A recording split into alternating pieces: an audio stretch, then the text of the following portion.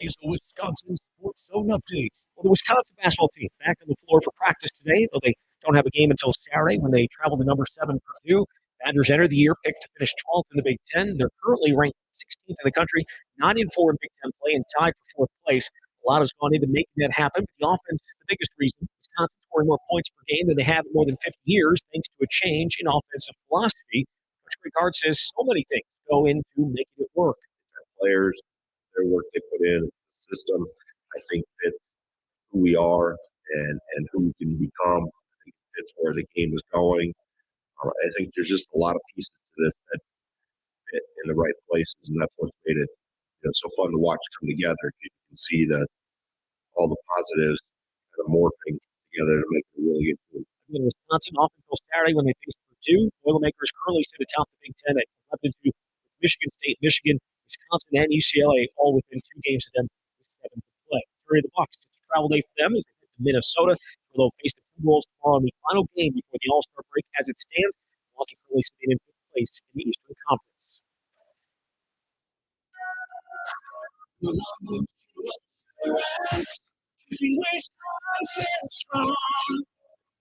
If you're interested in a rewarding career with a strong Wisconsin company, Rural Mutual Insurance is looking to add to their growing team of successful employees and agents.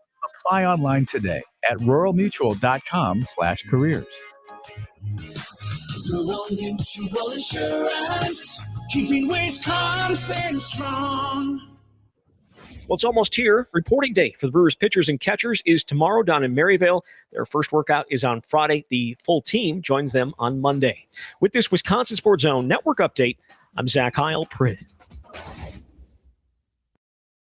I think Jordan Love, in terms of physical gifts, is a top 5 quarterback in the league. I think to this day, he continues at times to have issues with his lower body mechanics, base, and he doesn't throw the ball as often as he should with the right lower body mechanics and techniques. And when he does, he looks like a totally different quarterback. Yes. But he's so gifted as a thrower, and he's probably done this his whole life, that it's very easy for him to settle into throwing the ball off balance. It's just easy for him. And by the way, he can make throws like that. And unfortunately, people then respond and say, oh my God, he can make off-platform throws, Right. which has become, a big thing now.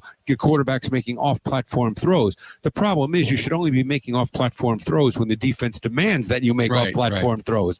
You shouldn't be doing that as a matter of course.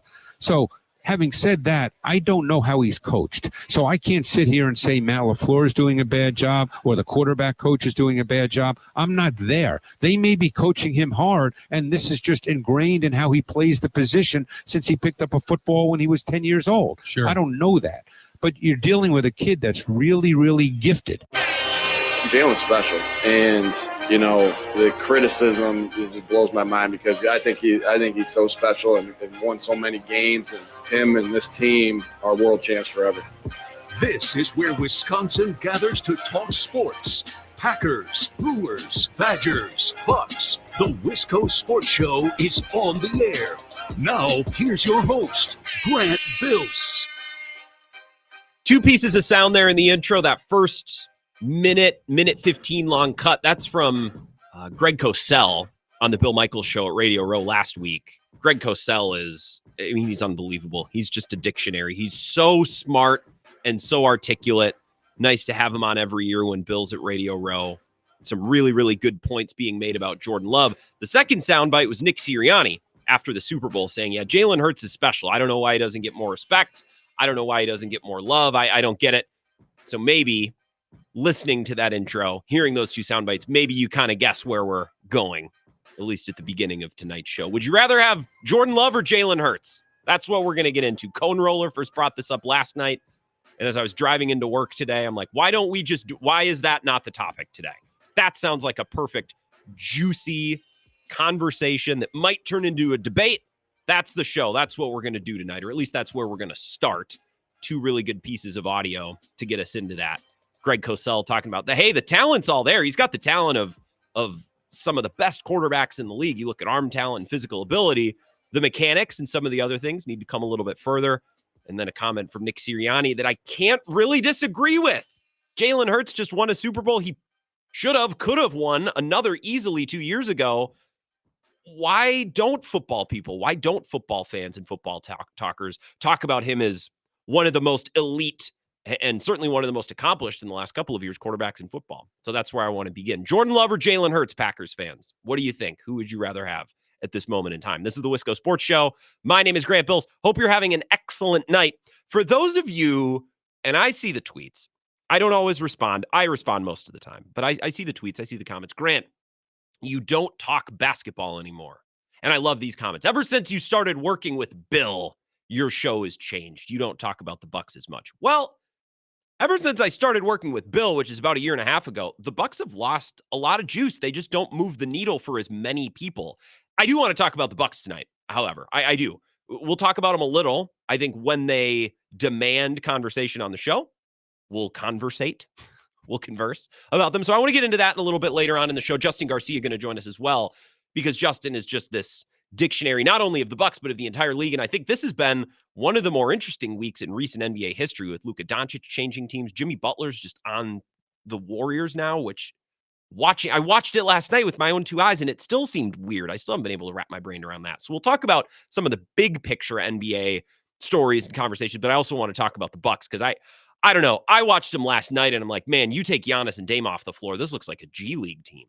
And maybe that's unfair. It probably is unfair, because the Bucks are Giannis, Dame centric. That's the team.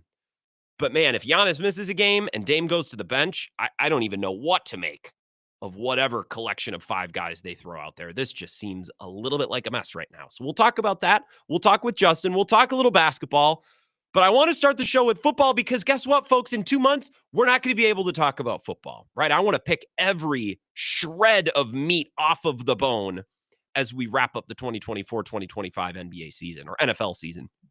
The number to call and text, hoping to get a lot of interaction. I want to debate and discuss Jordan Love versus Jalen Hurts tonight. 608-321-1670. I'll get to your phone calls right after the first break, and you can comment on the live stream as well, YouTube, Facebook, and Twitter, at Wisco Grant.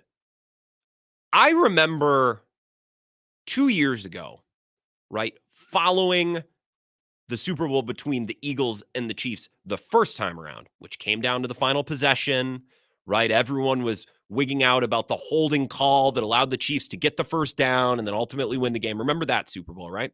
I remember coming away from that Super Bowl, and I talked about this with Ben Kenny at the time too, because Ben was producing Bill and he was on our network at the time, Kenny and Heilprin, right? And Ben's a Philly guy. And I would ask Ben, I'm like, are Eagles fans frustrated? Do Eagles fans get annoyed with the fact that Jalen Hurts doesn't really get much respect? Like, Jalen Hurts played awesome. He has led the Eagles to winning season, really since taking over as the starter. His first year as a starter, and I looked it up earlier today, I believe his first full year as the starter, he went about 8-7. Which is about the equivalent to what Jordan Love did in his first year. So a nice foundational first year. And since then, it's been a lot of top seed, 1 or 2 seed in the NFC, including 2 runs to the Super Bowl, including 1 Super Bowl win on Sunday. And I remember after Jalen Hurts takes the Eagles to the Super Bowl, plays brilliantly in that Super Bowl, minus the fumble and maybe one other mistake. I mean, he was brilliant. He dueled Patrick Mahomes to the end. And I remember that offseason, I had this conversation with Ben. I'm like, Ben, I think if I was an Eagles fan, I'd be a little annoyed, because folks would talk about the Eagles' success. You know, well, they win and what a great organization. And Jalen Hurts is a part of it, right? Jalen Hurts didn't really get the credit that you would expect a quarterback on a team like that to get. It's one thing if it's Jimmy G, or, you know, if you want to go back and use other examples from the past, you know, Trent Dilfer, poor guy, is always the name that comes up, right? We all agree Jalen Hurts, even if he's not a perfect player, he passes the eye test and does things that guys like Jimmy G couldn't do, or Jared Goff maybe in his first Super Bowl run, his only Super Bowl run, but that run with the Rams, or, you know, you go back even farther, Rex Grossman, Trent Dilfer, right? That like. Well, Jalen Hurts is better than those guys, right? We all agree. Even from early on, he can do more. He's just more athletically gifted. He can offer more to an offense than those guys could. Now, fast forward 2 years later, Jalen Hurts has now won a Super Bowl, and I still don't think most football people consider him elite. Put it this way. If you were to ask most fans, if you were to take 100 NFL fans, split between all different teams, if you were to get a good sample size, and if you're a statistician or a data set, well, 100's not technically, shut up. You know what I'm trying to say? Let's take 100 NFL fans and you ask them to rank their top 10 quarterbacks in the NFL. I would imagine that the average would shake out something like this. You would get Patrick Mahomes, a tier by himself. I think that's fair. The next tier would probably be Josh Allen, Lamar Jackson, and Joe Burrow. And I think that's a pretty solid tier of 3, right? And then the next tier would maybe start with Justin Herbert. Right now, maybe it would start with Jaden Daniels, who's had a brilliant year. And I think Jalen Hurts would be somewhere in that mix. Some might have him higher or lower than Herbert. Herbert's kind of a lightning rod for disagreement among many, but most folks understand very, very gifted, very dynamic, a lot of talent there, big, physical, strong quarterback, durable quarterback, can take hits. That's important, right? I think that's important. If I was an Eagles fan, I'd be like, why isn't he in the same tier with Josh Allen? Why isn't he in the same tier with Lamar? Lamar cannot break through in the playoffs. He just can't. He can't do it. And he's had opportunities. I understand, especially in the AFC, which features Patrick Mahomes, you're going to make the Super Bowl every year. Duh. Even if you're uber talented and on a really great team, winning MVPs, you're not going to break through every year. Patrick Mahomes exists. So I get it.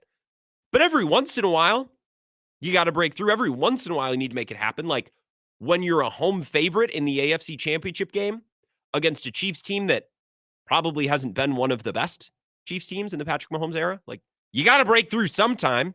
I feel the same of Josh Allen. Now, to be fair to Josh Allen, he pretty much did a couple of years ago, and then his special teams and defense gives up the lead or allows the Chiefs to tie it with 13 seconds left. That's probably not Josh Allen's fault. And if his special teams and coaching and defense would have been able to lock that game down, or he had won the coin toss, maybe this conversation is different. But it's not, right? We don't live in that world. Just like we don't live in a world where Brandon Bostic allowed the ball to go past him and Jordy Nelson to secure it and the Packers go to a second Super Bowl, right? We can split hairs, but we don't live in a world where Josh Allen has advanced past Patrick Mahomes, right? We don't live in a world where Lamar Jackson has advanced past Patrick Mahomes. And the same of Joe Burrow. Joe Burrow beat him once, and I think we make concessions because since he kind of sucks and they're cheap, and I don't know that we love Zach Taylor, but I don't know that most love Sean McDermott or maybe some of the other coaches. I mean, you talk about Justin Herbert. He was coached by Brandon Staley, who nobody liked at the end. Everyone loved him at first, but then turned on him quickly. Probably fair, right? I understand that those elite quarterbacks, those clear-cut tier 2 guys, Allen Burrow and Lamar Jackson, I understand that they've had their roadblocks in the AFC, and Mahomes exists. But then what does that say about Jalen Hurts, who's got to the Super Bowl twice and beaten Mahomes once and almost beat him, dueled him to the wire another time? I mean, so if I was an Eagles fan, I'd be like, why do we think there's some clear line between Allen and Hurts, or Burrow and Hurts, or especially Lamar? I think probably the most likely, although Lamar's been brilliant in the regular season and won MVPs, James Harden was brilliant in the regular season, won MVPs, and we still were able to decipher, well, Harden's brilliant, but he's not on the level of some of these other guys, LeBron, Steph, Giannis, Jokic, right? And sometimes I like that, we're a little bit kinder to players in the NFL than maybe we are in the NBA. I think we're a little bit negative in our coverage of NBA players. We almost penalize them for their success if it doesn't translate to championships, but I think is a little silly. But if I was an Eagles fan or an Eagles person, I'd be like, what more do you need to see? Why isn't Hurts in a tier with everybody else right under Patrick Mahomes? That would bother me. I wouldn't get that. I understand his teams have been talented, but Lamar's had really talented teams. Burrow's had really talented teams, right? And those teams have struggled at times to break through. Same with Josh Allen, right? When comparing Jalen Hurts and Jordan Love, right? Another way to ask that question, or another way to present that question to Packers fans, let me ask you this. Jalen Hurts has been to 2 Super Bowls. He has won 1. Do you think Jordan Love will ever make a Super Bowl? Do you think he'll ever make 2? Do you ever think he'll win 1? You know what I mean? Like, do you ever think Jordan Love will have a 3-year window that is equal to or greater than the previous 3 years that Jalen Hurts just had? You think pretty highly of Jordan Love if you think he's going to make 2 Super Bowls in 3 years at some point in his career. And maybe you believe that, but the odds would tell us no, right? The odds and the evidence that we have so far would tell us no. So Packers fans, would you rather have Jordan Love or Jalen Hurts moving forward? I think it's really difficult to build an argument based in facts, based in evidence of the last 3 or 4 years that would say Jordan Love over Jalen Hurts. I posted a Twitter poll earlier today because we talked about this on Bill's show as well. Would you rather have Jordan Love or Jalen Hurts? 60% of people said Jordan Love, 60-40. Now, I understand that the audience is mostly Packers fans. I get it. But still, there's obviously still a lot of prevailing confidence in Packers fans with Jordan Love. So that's what I want to talk about tonight. That's what I want to get into. Maybe another angle from which to attack this, just another thing to think about before we go to break, and I'll get to your calls and we can sink our teeth into this. If you put Jordan Love on the Eagles, this same Eagles team, do you believe that they would have gone to 2 Super Bowls in the last 3 years, winning one and almost winning another? And then the inverse of that, if you take Jalen Hurts and put him on this Packers team the last 3 years, do you think they advance further? Do you think they get past the Niners in the divisional round last year? Do you think this is this weird, right, situation that we've cooked up, weird hypothetical situation, but do you think the Jalen Hurts-led Packers this year would have beaten the Jordan Love-led Eagles this year? Try to square that. Think about that.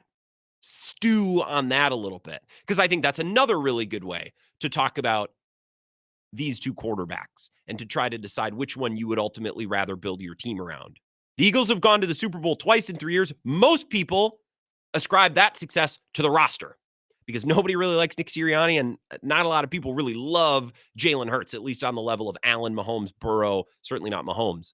No one's on Mahomes' level, so I'm not going to hold that against Jalen Hurts or against NFL pundits. Do you think if you take Jalen Hurts off that Eagles team and put Jordan Love on it, that they make 2 Super Bowls, win one, almost winning another? I don't know. That's what I'm trying to figure out. That's what I'm trying to decipher, because Packers fans, we talk about offseason priorities for this team. Well, they got to get better pass rush. They got to be able to win with 4. They need another weapon. They need some corners. Okay, what you're trying to do is construct the roster that the Eagles have had. Better pass rush, better back end of the defense, better weapons. Okay, well, if the Packers front office is able to achieve that goal and build some version of this Eagles roster in Green Bay, do you think Jordan Love's going to be able to take them the distance? It's kind of what I'm getting at here. It's kind of what I'm driving at here. Would you rather your team, the Green Bay Packers, be quarterbacked by Jalen Hurts or Jordan Love? And by the way, I'm not suggesting that they should get rid of Jordan Love. I'm not suggesting that they should try to trade Love for Hurts. That's not what I'm saying. Purely a sports talk radio topic. Purely a conversation, and I think it's an interesting one. So I'll take a break. 608-321-1670. If you have thoughts on this, I would love to hear them. Let's really get into this. I think this could be fun for the next couple of segments. The Wisco Sports Show will be back in just a couple minutes. Your calls next. This is the Wisco Sports Show with Grant Bills on the Wisconsin Sports Zone Radio Network.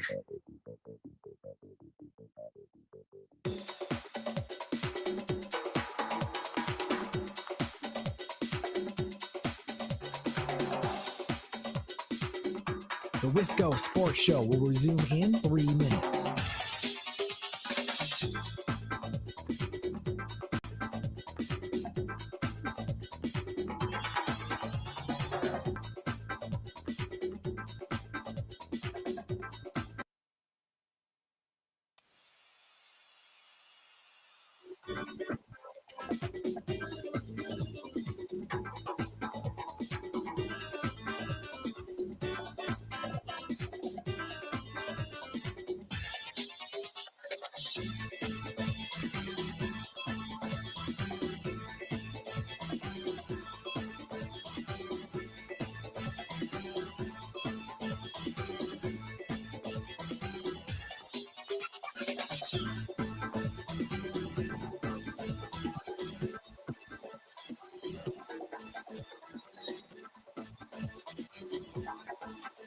The Wisco Sports Show will resume in 2 minutes.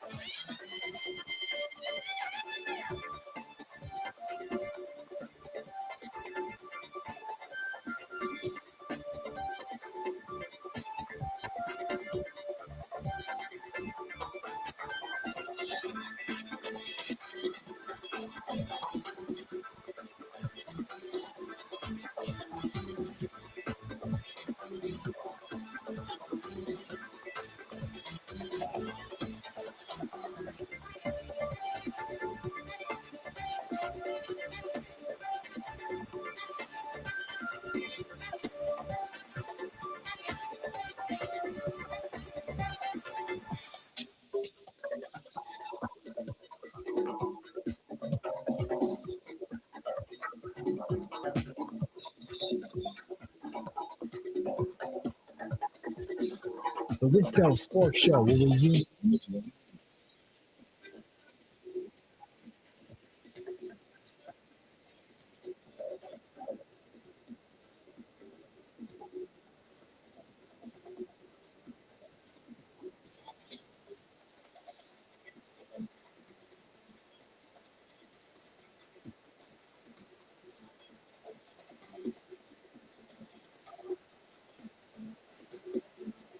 The Wisco Sports Show will resume in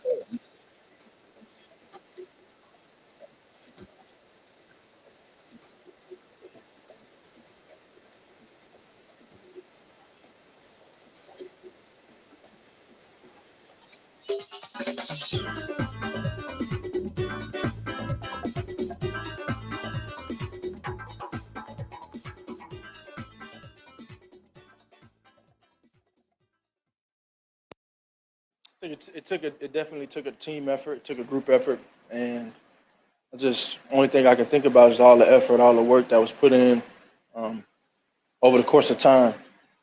And I think we had a focused group out there. You know, offense was able to score points, to take advantage of opportunities, just enough to put points on the board, and then defense played their ass off. They played how they played all year. And I truly believe offense wins games, but defense wins championships, and how that defense has been able to play. That's Jalen Hurts post-game on Sunday, talking about how they were able to beat the Chiefs. Yeah, it was a team effort. Eagles have a great team, but you'd be pretty hard-pressed to find a team that won a championship that's not great, even if they had a great quarterback. Right, and Packers fans, all these conversations since they've been eliminated, we've talked about, well, they need to improve the pass rush, and they need to improve the secondary. They need to get another weapon. Okay, great. Let's say the Packers are able to pull it off, and they're able to round out this roster in the offseason and be an elite team next year. Do you think Jordan Love is capable of doing with that Packers roster what Jalen Hurts has been capable of doing with the Eagles roster 2 times in 3 years? That's my question. Jordan Love or Jalen Hurts, who would you rather have? And why? Of course, it's not like they're going to be able to trade him or get rid of that. That's not the point. The point is, this is a sports talk show, and it's a good topic. And I want to hear from you today. Cone Roller first bringing this up yesterday, so I have to tip my cap to him. Made for a great topic on Bill's show earlier today, and at least that's where I want to start tonight. We'll talk about the Bucks, and Justin Garcia going to join us a little bit later to talk about some of these big NBA storylines. For those of you that complain that I don't talk NBA, we're going to do some of that tonight. But the Super Bowl was 2 days ago. There's still meat left on this bone to pick. 608-321-1670 to your calls, as promised. Wisco Sports Show. Who's this? Hey, it's Jeff in Madison. Hey, Jeff, what's going on? I'm not going to answer your question because I will answer it. It would not have mattered on Sunday, and I don't think you can pick between those two quarterbacks without making the discussion all about the players around them. So that defense, which we've been waiting for Green Bay to do this since 2010, 2011, 1, to have the personnel, and 2, to bring their best game on the most important day. Okay. With that defense, Grant, you win that Super Bowl. I mean, now the Packers do? You would have won on Sunday quarterbacking that Eagles team. Oh, I see what you mean. You would have won. So it took all the pressure. I will say this: the balls, particularly on 3rd and short, even 4th and short, the balls that he threw, we've all seen Jordan throw those balls. So, and we also have seen Jordan do what Hurts did when he threw that ill-advised pick that should have been thrown 10 yards out of bounds. Yeah. But you put Love in that situation where he has solid protection.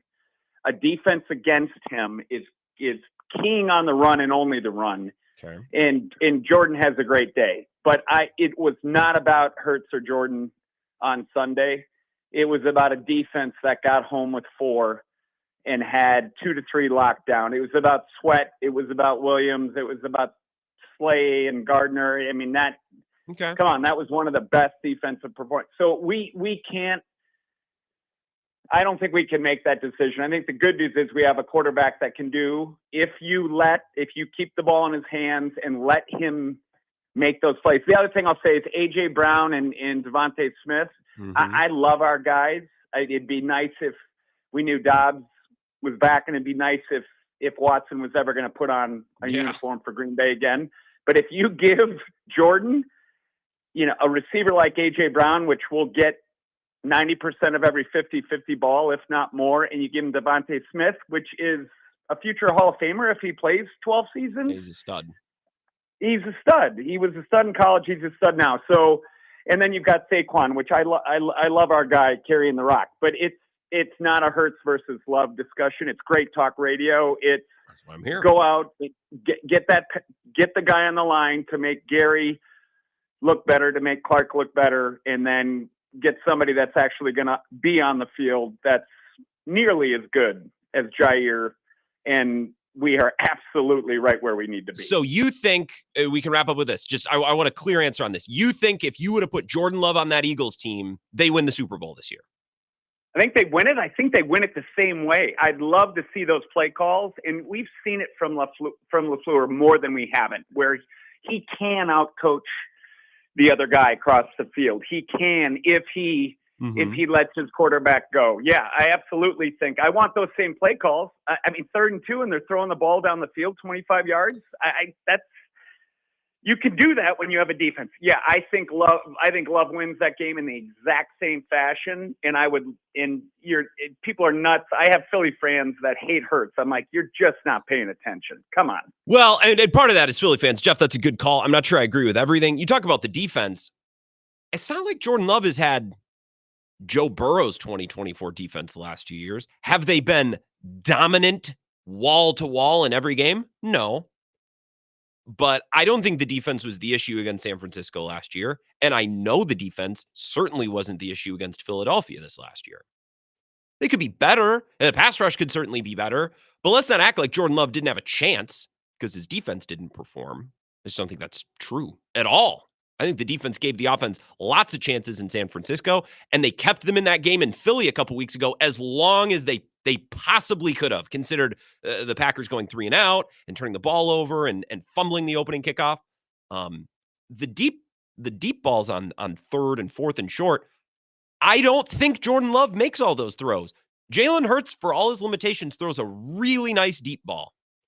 I know Jordan Love has the arm talent to throw it, but if I got to bet either one of those guys to lay out a perfect deep pass on a one-on-one route up the boundary to the wide receiver, Jalen Hurts, I think, is a lot better at that. Now, there's other things that Jordan Love does better than Jalen Hurts, but that skill particularly, no, I don't agree with you, Jeff. I don't think Jordan Love makes all of those beautiful arcing drop in a bucket deep ball passes that Jalen Hurts is. That's one of his best attributes.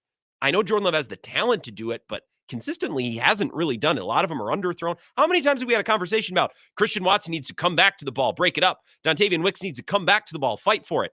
There was no coming back to the ball or fighting for it. A.J. Brown and Devontae Smith beautifully laid up deep passes. Jordan Love can't throw those with the consistency that Jalen Hurts can. Another call. Wisco Sports Show. Who's this? Hey, Grant. The topic generator for the day. I expect to see some money in the mail. Yeah, the check will be in the mail as soon as 6 o'clock hits. I appreciate this, Cone. I don't know why this didn't occur to me. Last night we were just talking about the Super Bowl. Now we need to get a little bit more detailed with our topics. I think this is a great one. I appreciate you bringing it up yesterday. Yeah, this is just, essential sports radio after you got really nothing to talk about. Yeah. I disagree with a lot of what that last caller said too. I don't know where he's seeing that Jordan Love's consistent on the deep ball, or at least as consistent as Jalen Hurts on the deep ball. And also, I think we're forgetting the tush push. Jordan Love cannot do that. Jalen Hurts can. And as dumb and stupid and silly of a play it is, it really is a weapon. Yeah. When it's 3rd and 1, you can throw a deep ball knowing that you can just shove them for a first down the next play. Yeah. On the goal line, where the Packers have struggled so much in the last couple of years. Great in the red point. Zone. Great point. Mean, that is an absolute weapon, is the tush push. And I mean, we've seen some failed QB sneaks from Jordan Love. I've never seen him really do a tush push. For God's sake, they have Tucker Kraft doing it. Which I think is fine. I think it's fun. I think that's fine. I'm fine with it. But he's not. I mean, Jalen Hurts is a guarantee. And you know what, Cone? Another part of that is I think it pisses off the defenses. I think it really gets in their head because they're like, screw this. I think they get pissed and they get banged up and they get upset. And I think they get on tilt. And I think that's a weird side effect. I think it has an impact on the defense too. I think that tush push is just multifaceted.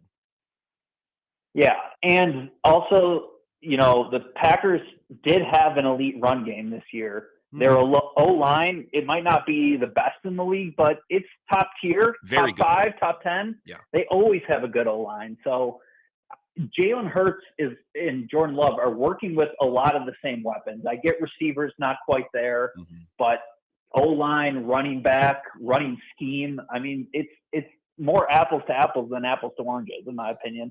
Yeah, I would and agree.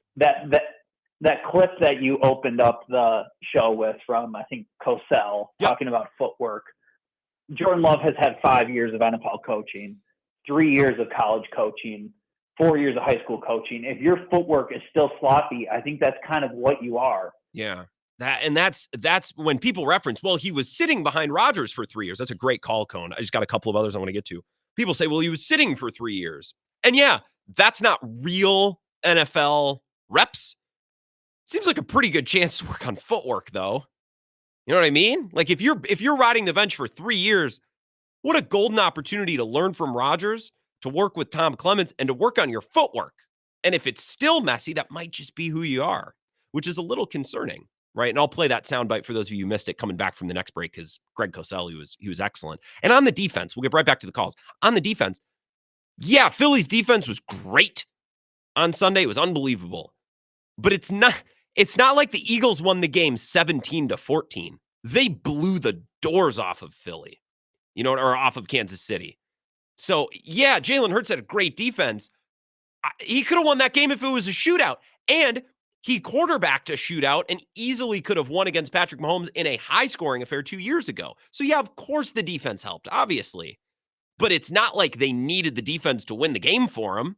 Jalen Hurts and his offense ran away with that thing. They were up 34-0. Let's take another call. Wisco Sports Show. Who's this? Hello, hello? Hello, Hey, I can hear you. Uncle Packer. Hey, Uncle Packer, what's going on? Not much. I just came kind of to a dead spot. I just got in from Florida, and I watched the Super Bowl with some people right from Philadelphia, and it was amazing. They were so happy that their team was running. It was kind of, I could root for the green, but it was kind of hard to root for Philadelphia. But why I wanted to say, I was watching the offensive line of Philadelphia, and there's some they've got a guard that is a huge man. And I'm wondering if that's a new way the NFL is going to go, with opening up that middle with a big, powerful guard like that. It looked like it worked really well. There were some pretty big lanes in there, and they're just so big. I didn't realize how big and physical Philadelphia was till this game. They played amazing football. And they're violent, as we talked about with Tyler Dunn last week. Like, they hurt guys. They busted up Elton Jenkins' shoulder and separated Jaden Reed's shoulder. Like, you feel them when you play them. And that's the thing, right? Cone's point, Jalen Hurts has a great O-line, but it's not like Patrick Mahomes. It's not like Jordan Love had a bad O-line. If Philly's O-line is a 10 out of 10, I think Jordan Love's O-line was a 9 out of 10. I know they didn't play their best in the biggest moment, which is kind of a theme with O-lines under Matt LaFleur. Maybe that's a separate conversation, but it's not like he had a bad O-line. I think that the quarterback from Philadelphia has kind of had a bad rep as not being able to win the big game, even since the college days when he got replaced by Tua. Mm-hmm. You know what I'm talking about? And I think he kind of got that monkey off his back. He played a really good game, and he did drop in passes. And I don't know his receivers that are much better than ours. You got to give Jalen Hurts a lot of credit for this game. It was well played, and I'm really happy they won. That was good. I think they're the deserving champion. Uncle Packer, welcome back from Florida. They're the deserving champ. Whether you're happy for Philly or whether you have anything against Philly or Kansas City, whatever, that's a separate conversation. But no one can look at the result on Sunday and say, well, the best team didn't win. The best team absolutely won. And I think they would have beaten Baltimore. I think they would have beaten Buffalo. I think they would have beaten any team to come out of the AFC. If Buffalo had gotten Kansas City in the divisional round or the AFC championship, it was in the championship round, the AFC championship, right, to go to the Super Bowl, I believe. I'm remembering correctly if I got the games in the right order. I think Philly would have beaten them all. So a deserving champion. How you feel about it, that's secondary, and I'm not going to tell you not to feel that way, but that's beside the point of this conversation. I do think A.J. Brown and Devontae Smith are much better than the Packers wide receivers. Much. So I'll disagree with you a little bit there, Uncle Packer. I think there is a difference. But some of those throws that Jalen Hurts made, I know he only had to make a couple, but if I got to bet my mortgage on either Hurts or Love making those throws, I would bet Hurts. Because how many times have we seen Jordan Love have a guy open deep and he underthrows him or he hangs the ball up in the air? Jalen Hurts throws a beautiful deep ball. It's one of his strengths. That's why he reminds me when Russell Wilson was young, really, really mobile, threw a great deep ball. And if you can pick up yards with your legs and throw a great deep ball and then do okay at the rest of the stuff, and you have a great defense, you can win a Super Bowl, right? Jordan Love really hasn't shown the ability to throw a great deep ball or pick up yards with his legs. And I don't know that he's elite at the other stuff either. So that's what I'm trying to figure out. Okay, Jalen Hurts, Jordan Love, who would you rather have? One more call, then we'll take a break. Wisco Sports Show. Who's this? Grant, Corey, I'm also back from Florida. How are you doing? I'm great. I was the Gulf Shore in Mississippi, the Mississippi Sound. So we were all down south. This weather sucks, man. We're going to get a bunch of snow tomorrow. It was refreshing to be down south for a while. I said to my wife, it's kind of like Fantasy Island in Florida because you really don't even conceptualize it being cold anywhere else. Yeah, and then you get home and you're like, what do you mean it's 20 Yeah. degrees on the runway? Like, what the hell? You forget. I was offended and surprised at the weather when I got back. So I will be upfront and honest with you. Are you ready to talk Brewers right now, or are you still kind of like putting a bow on the back for season? Because I don't want to take up your time. No, I mean, hit me with a quick Brewers take. You're the last caller of the segment, so it's fine. All right. I will hit you with a quick take. I'll tell you what, listening to, and I know you probably know where I'm coming from on this, but if you listen to MLB Network on Sirius right now, boy, will you get enraged in terms of like the discussions they're talking about on salaries and everything else as a Brewers fan. It just feels like we've been lapped. You ran track. It feels like you've been lapped and you're like 400 meters behind everybody else at this point. I got to be honest. And that does suck right now because they're talking about billions of dollars on the Dodgers. And like, it's like, I'm not going to get into it, but that's my one quick snippet right now about the Brewers. It's just not good right now, man. That's all I got to say. No, that's fine. That's man. At least your baseball point was uplifting, Corey. I appreciate it. Look, they lost a ton of production with Willie Adames. They have not signed a major league free agent this offseason. It's not like they haven't had choices. Moncada was cheap. Hassan Kim was cheap.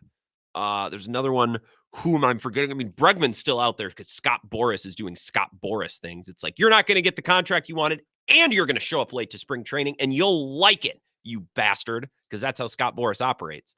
Oliver, I'm not out on Oliver Dunn. Jack Stern and the like, we've written the think pieces on all of the tools that he still possesses. I'm not completely out on Oliver Dunn. That can't be the only option going into this year. Well, Grant, remember Sal Frelick could play third. Yeah, that's not helping. That's not helping. That's not the argument that you think it is. So no, I agree with you. I think the Brewers will probably be fine because they're always fine. But they're really pushing me. Maybe their manager needed to leave again. And maybe that would have put them over the top to go get. I'm not asking for the world. I'm asking for Hassan Kim or Yoan Moncada, for God's sake. And if you want to platoon him with Oliver Dunn, knock yourself out. I don't need the best third baseman in the world. I'd like a third baseman, though, that's played at the major league level for any period of time. Let's take a couple-minute break. We'll come back and continue this discussion next. This is the Wisco Sports Show with Grant Bills on the Wisconsin Sports Zone Radio Network.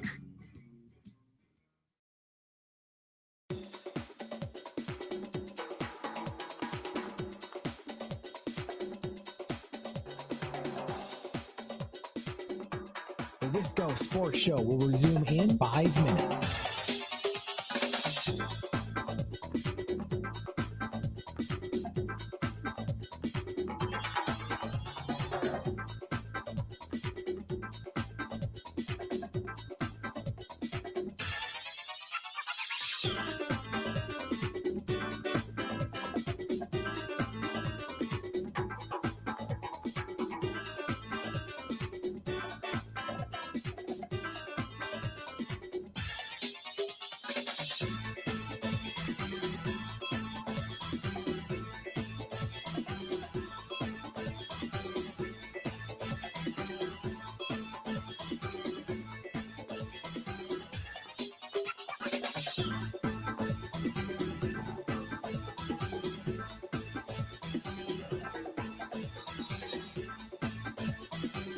The Wisco Sports Show will resume in 4 minutes.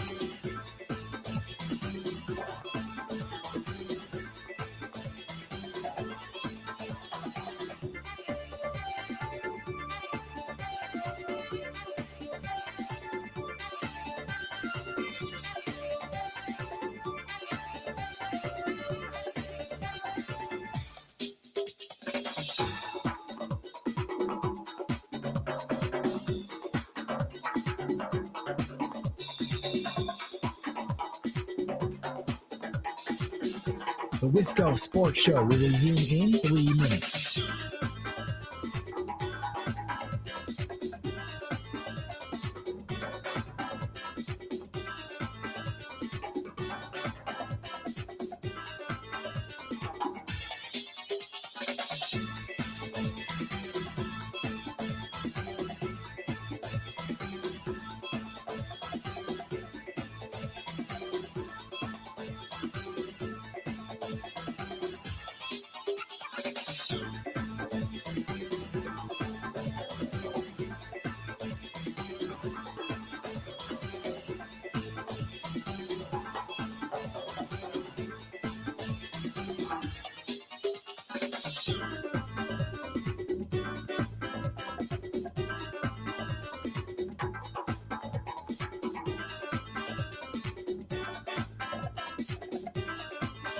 The Wisco Sports Show will resume in 2 minutes.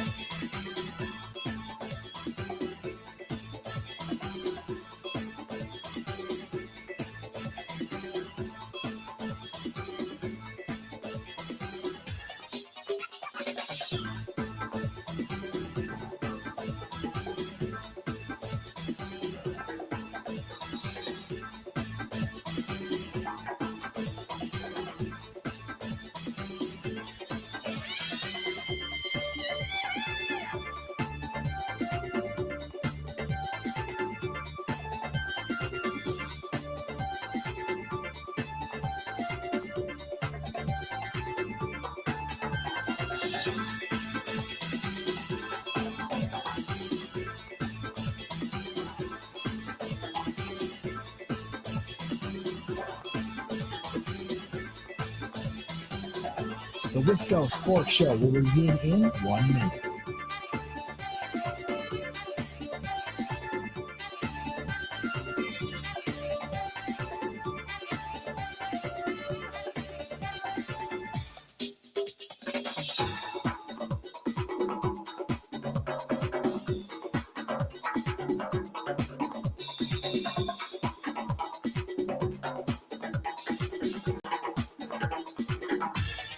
The Wisco Sports Show will resume in 30 seconds.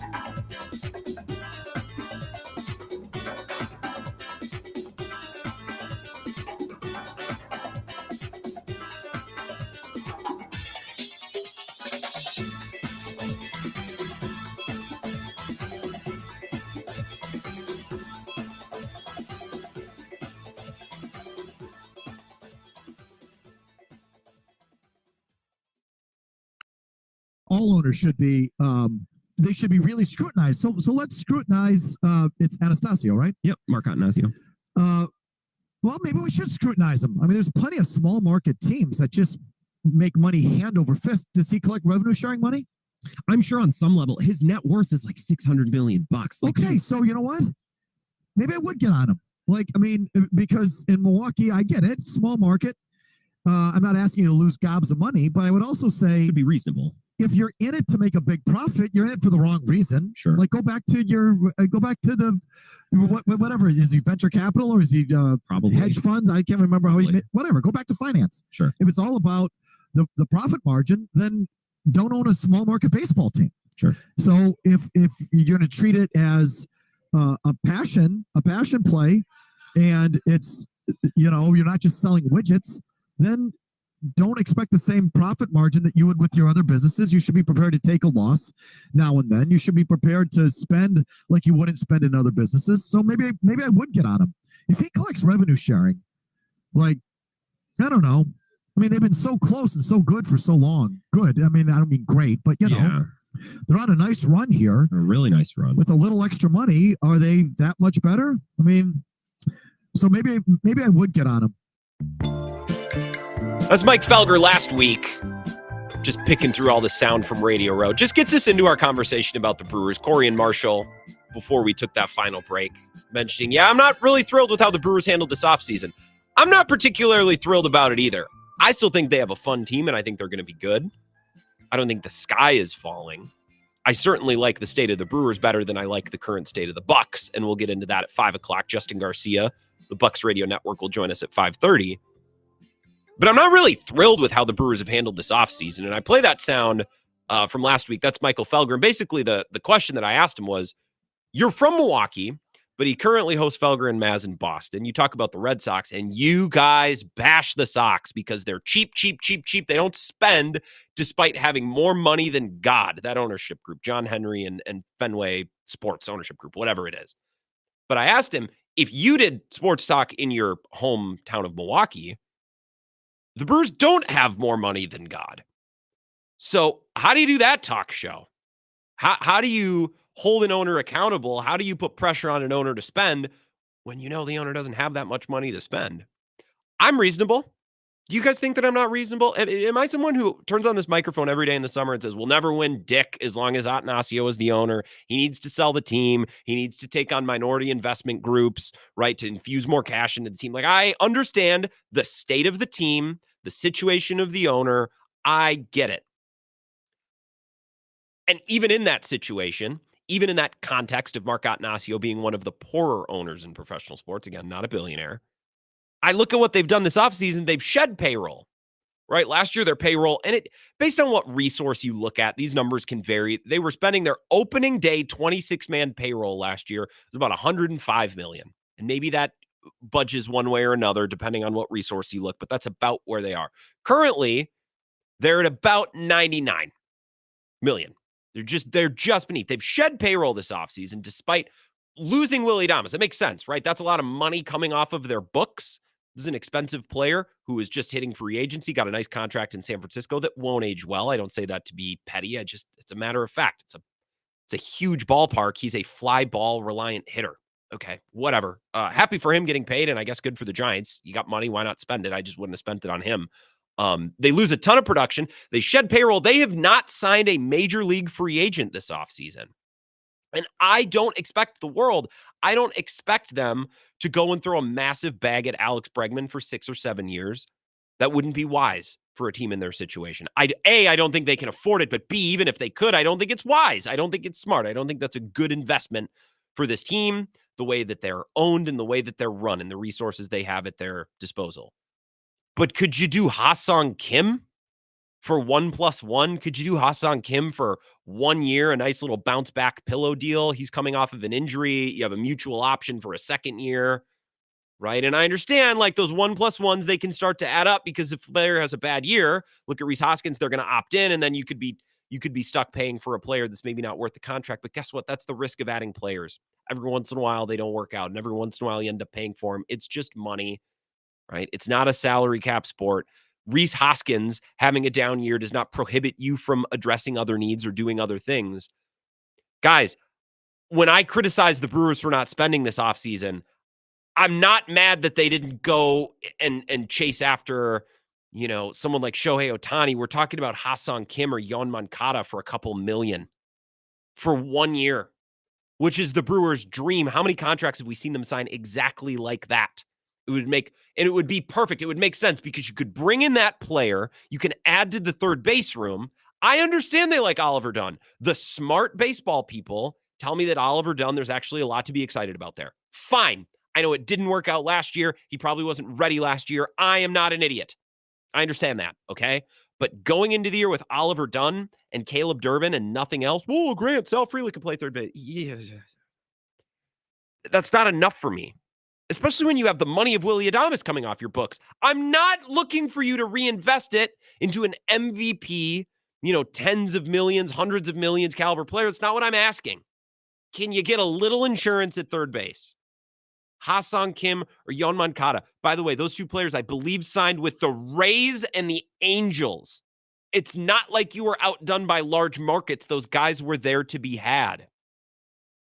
So to shed payroll, and part of that is Willie Adames came off the books, so I understand.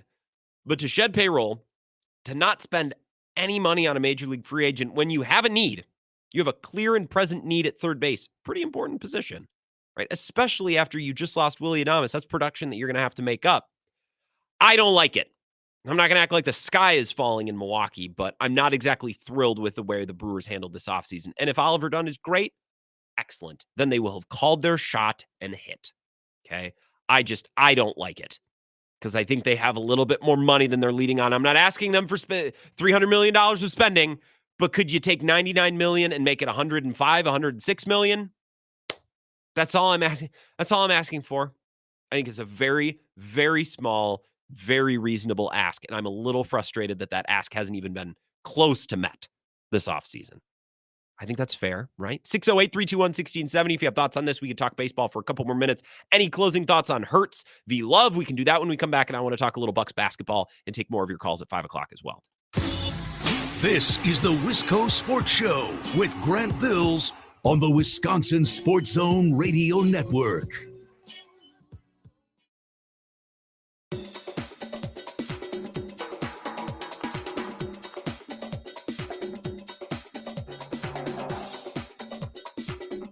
The Wisco Sports Show will resume in 3 minutes.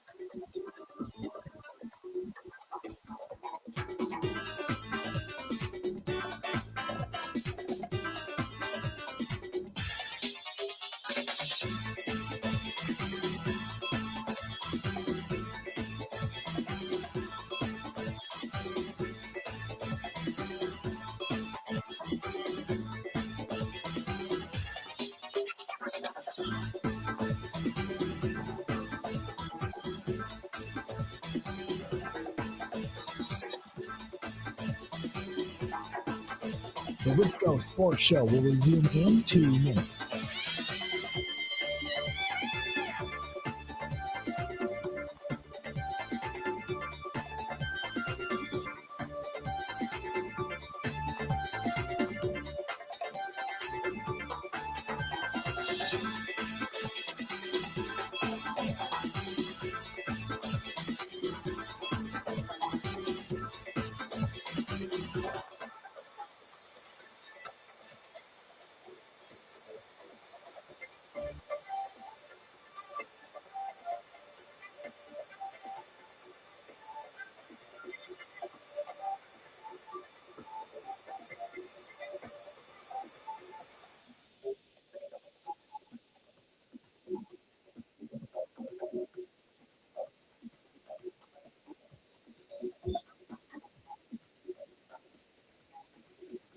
The Wisco Sports Show will resume in 1 minute.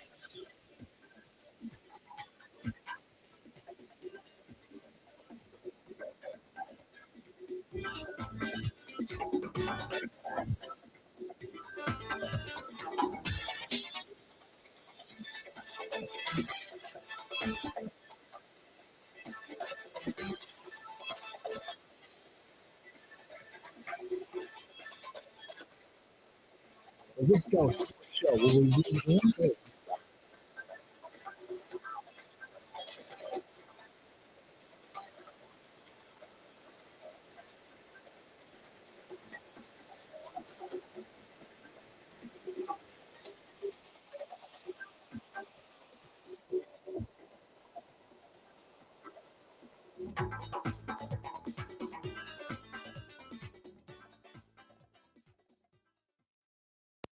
With the Chicago White Sox, with other clubs, it is an ownership problem. Now, I'm not dismissing, and fans often get confused when I write these things. I'm not dismissing the problems that do exist. They are legitimate problems.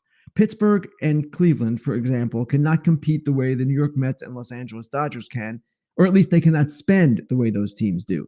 But there are other low revenue teams, Tampa Bay, Milwaukee, Cleveland is actually one of them, that compete very well despite the restrictions that they're under. So the answer to me is to help those teams further. Now, you do that maybe through draft and giving them more picks, better positions. You could do that. You do that through different kinds of revenue sharing. And specifically what I mentioned in the column would be making the luxury tax penalties at the top even steeper, because those teams get 50% of the luxury tax proceeds, or about 50%. And there are other things as well, including a floor, that should be considered. There are a lot of levers to be pulled here without going to the extreme of a salary cap that would only lead to a work stoppage. That's a little bit of Ken Rosenthal. Let's talk about the economic structure of baseball. Everyone's looking towards, 26, 27, when the CBA is up. Didn't we just do this? Who did we do this? 2020, 2021, just coming out of the pandemic?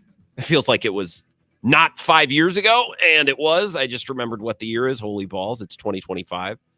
I love the self-awareness from Ken Rosenthal to know that, hey, guys, what I'm about to say, I know people are going to come at me because Ken Rosenthal is this, or at least perceived as, and I don't think wrongly so in lots of instances, perceived at this guy who says, well, what the Dodgers are doing is great for baseball, right?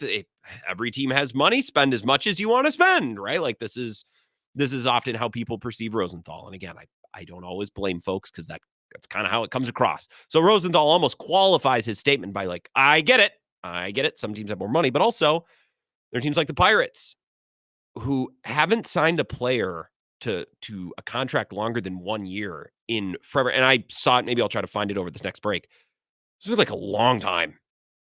Like you think the Brewers never signed multi-year contracts, which is, by the way, a farce because they did it with Yelich and they did it with Churio. They've done it with lots of players. And I don't like, it's funny. Some fan bases, and I played that cut from Felger last week. Red Sox fans would tell you, well, you're the Red Sox. You should spend. You should invest. You should throw a check at players. Well, even for teams that have the money, it's often not smart to spend it. You know what I mean? You know what the best way to maintain a constant contending team without large ebbs and flows in talent is to develop your own players or acquire great young talent. Use them when they're youngest and healthiest and most productive. Ride with them through pre-arbitration and arbitration years. And then when they get close to unbridled, unrestricted free agency, trade them or let them walk. And let another team dump a massive bag of money on a player, especially a pitcher, who's probably already played their best ball. You know what I mean? And the Brewers have to operate that way. But if the big market teams really wanted to be most efficient with their money, that's how they operate too. It doesn't matter. They can light a pile of money on fire.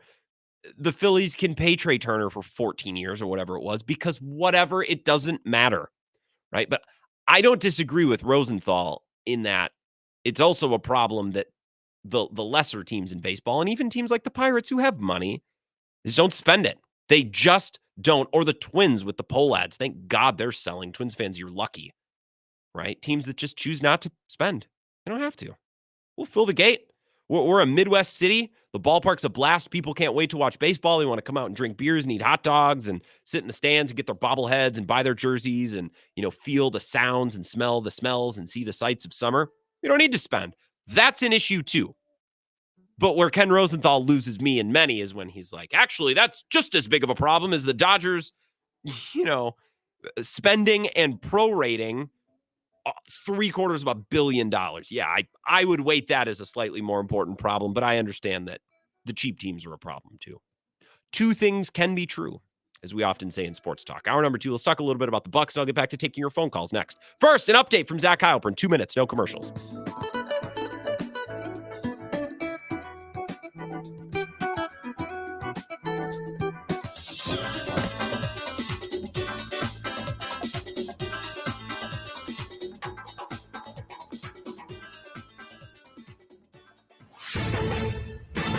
This is a Wisconsin Sports Zone update. Well, the Bucks are headed to Minnesota. That's where they're going to face the Timberwolves tomorrow night. They will do so coming off a loss to the Warriors last night. It was game number 3 for New Edition.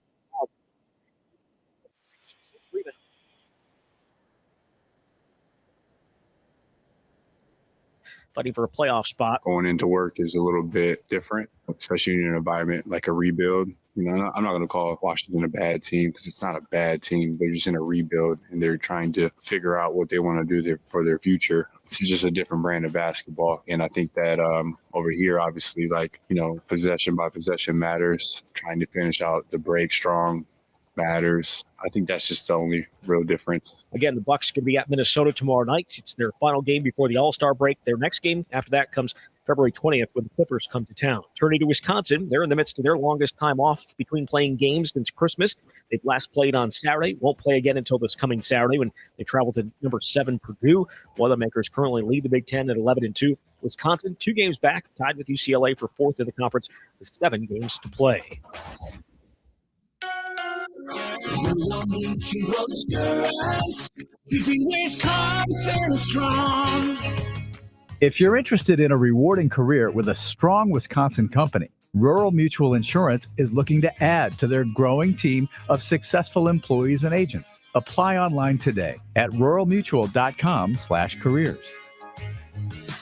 Rural Mutual Insurance, keeping Wisconsin strong. Well, it's officially the offseason for every team in the NFL. First up, the NFL Combine in a couple of weeks in Indy, followed by free agency roughly a month from today. And then the NFL Draft comes to Green Bay at the end of April. With this Wisconsin Sports Zone Network update, I'm Zach Heil. I think Jordan Love, in terms of physical gifts, is a top 5 quarterback in the league. I think to this day, he continues at times to have issues with his lower body mechanics and his base, and he doesn't throw the ball as often as he should with the right lower body mechanics and techniques. And when he does, he looks like a totally different quarterback. Yes. But he's so gifted as a thrower, and he's probably done this his whole life, that it's very easy for him to settle into throwing the ball off balance. It's just easy for him. And by the way, he can make throws like that. And unfortunately, people then respond and say, oh my God, he can make off-platform throws, which has become, a big thing now, quarterbacks making off-platform throws. The problem is you should only be making off-platform throws when the defense demands that you make off-platform throws. You shouldn't be doing that as a matter of course. So having said that, I don't know how he's coached. So I can't sit here and say Matt LaFleur is doing a bad job or the quarterback coach is doing a bad job. I'm not there. They may be coaching him hard, and this is just ingrained in how he plays the position since he picked up a football when he was 10 years old. Sure. I don't know that. But you're dealing with a kid that's really, really gifted. Jalen's special, and the criticism, it just blows my mind because I think he's so special and won so many games, and him and this team are world champs forever. This is where Wisconsin gathers to talk sports. Packers, Brewers, Badgers, Bucks. The Wisco Sports Show is on the air. Now, here's your host, Grant Bills.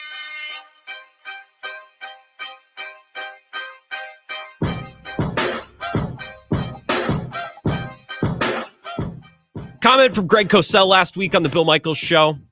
Very interesting. Part of a longer discussion. You should go back and listen to it about Jordan Love and his talent, but also some of the bad habits and some of the mistakes that he makes that keep him from fully realizing that talent. And then I also included Devious Sports Radio host thing. Comment from Nick Sirianni talking about Jalen Hurts. Why doesn't he give enough credit? And this guy's a star. And we began the show back at 4:00. Who would you rather have? Jalen Hurts or Jordan Love? I think it's an interesting conversation that can go lots of different ways. So if you have a thought on that, as we reset the show here to begin hour number 2, I would love to take your call. 608-321-1670. Talked a little bit about the Brewers as well in hour number 1. Justin Garcia going to join us at 5:30 to talk about what's going on with the Bucks. They traded Chris Middleton away last week. We were at the Super Bowl, so it's not something that we talked about a ton. Going to dig into that and some of the other big trades and transactions around the NBA as well. And I'll give you a thought on the Bucks in a couple of minutes here because I watched them last night, which was a mistake. I didn't have anything better to do, so that was probably why. And if you have thoughts on that, take your calls as well. 608-321-1670. Call and text. You can comment on the live stream, YouTube, Facebook, and Twitter as well at Wisco Grant. I don't think I'm behind on texts, just making sure. Clemhead Mike, I appreciate you over there. Thank you for reaching out. Thank you for being a part of the show. But otherwise, I'm all caught up on text, which is a nice feeling. The Bucks last night. I can't get this out of my head. So Giannis is hurt, right? With a calf strain, solely a strain. And they say mild or, whatever. He's still going to be out through the All-Star break.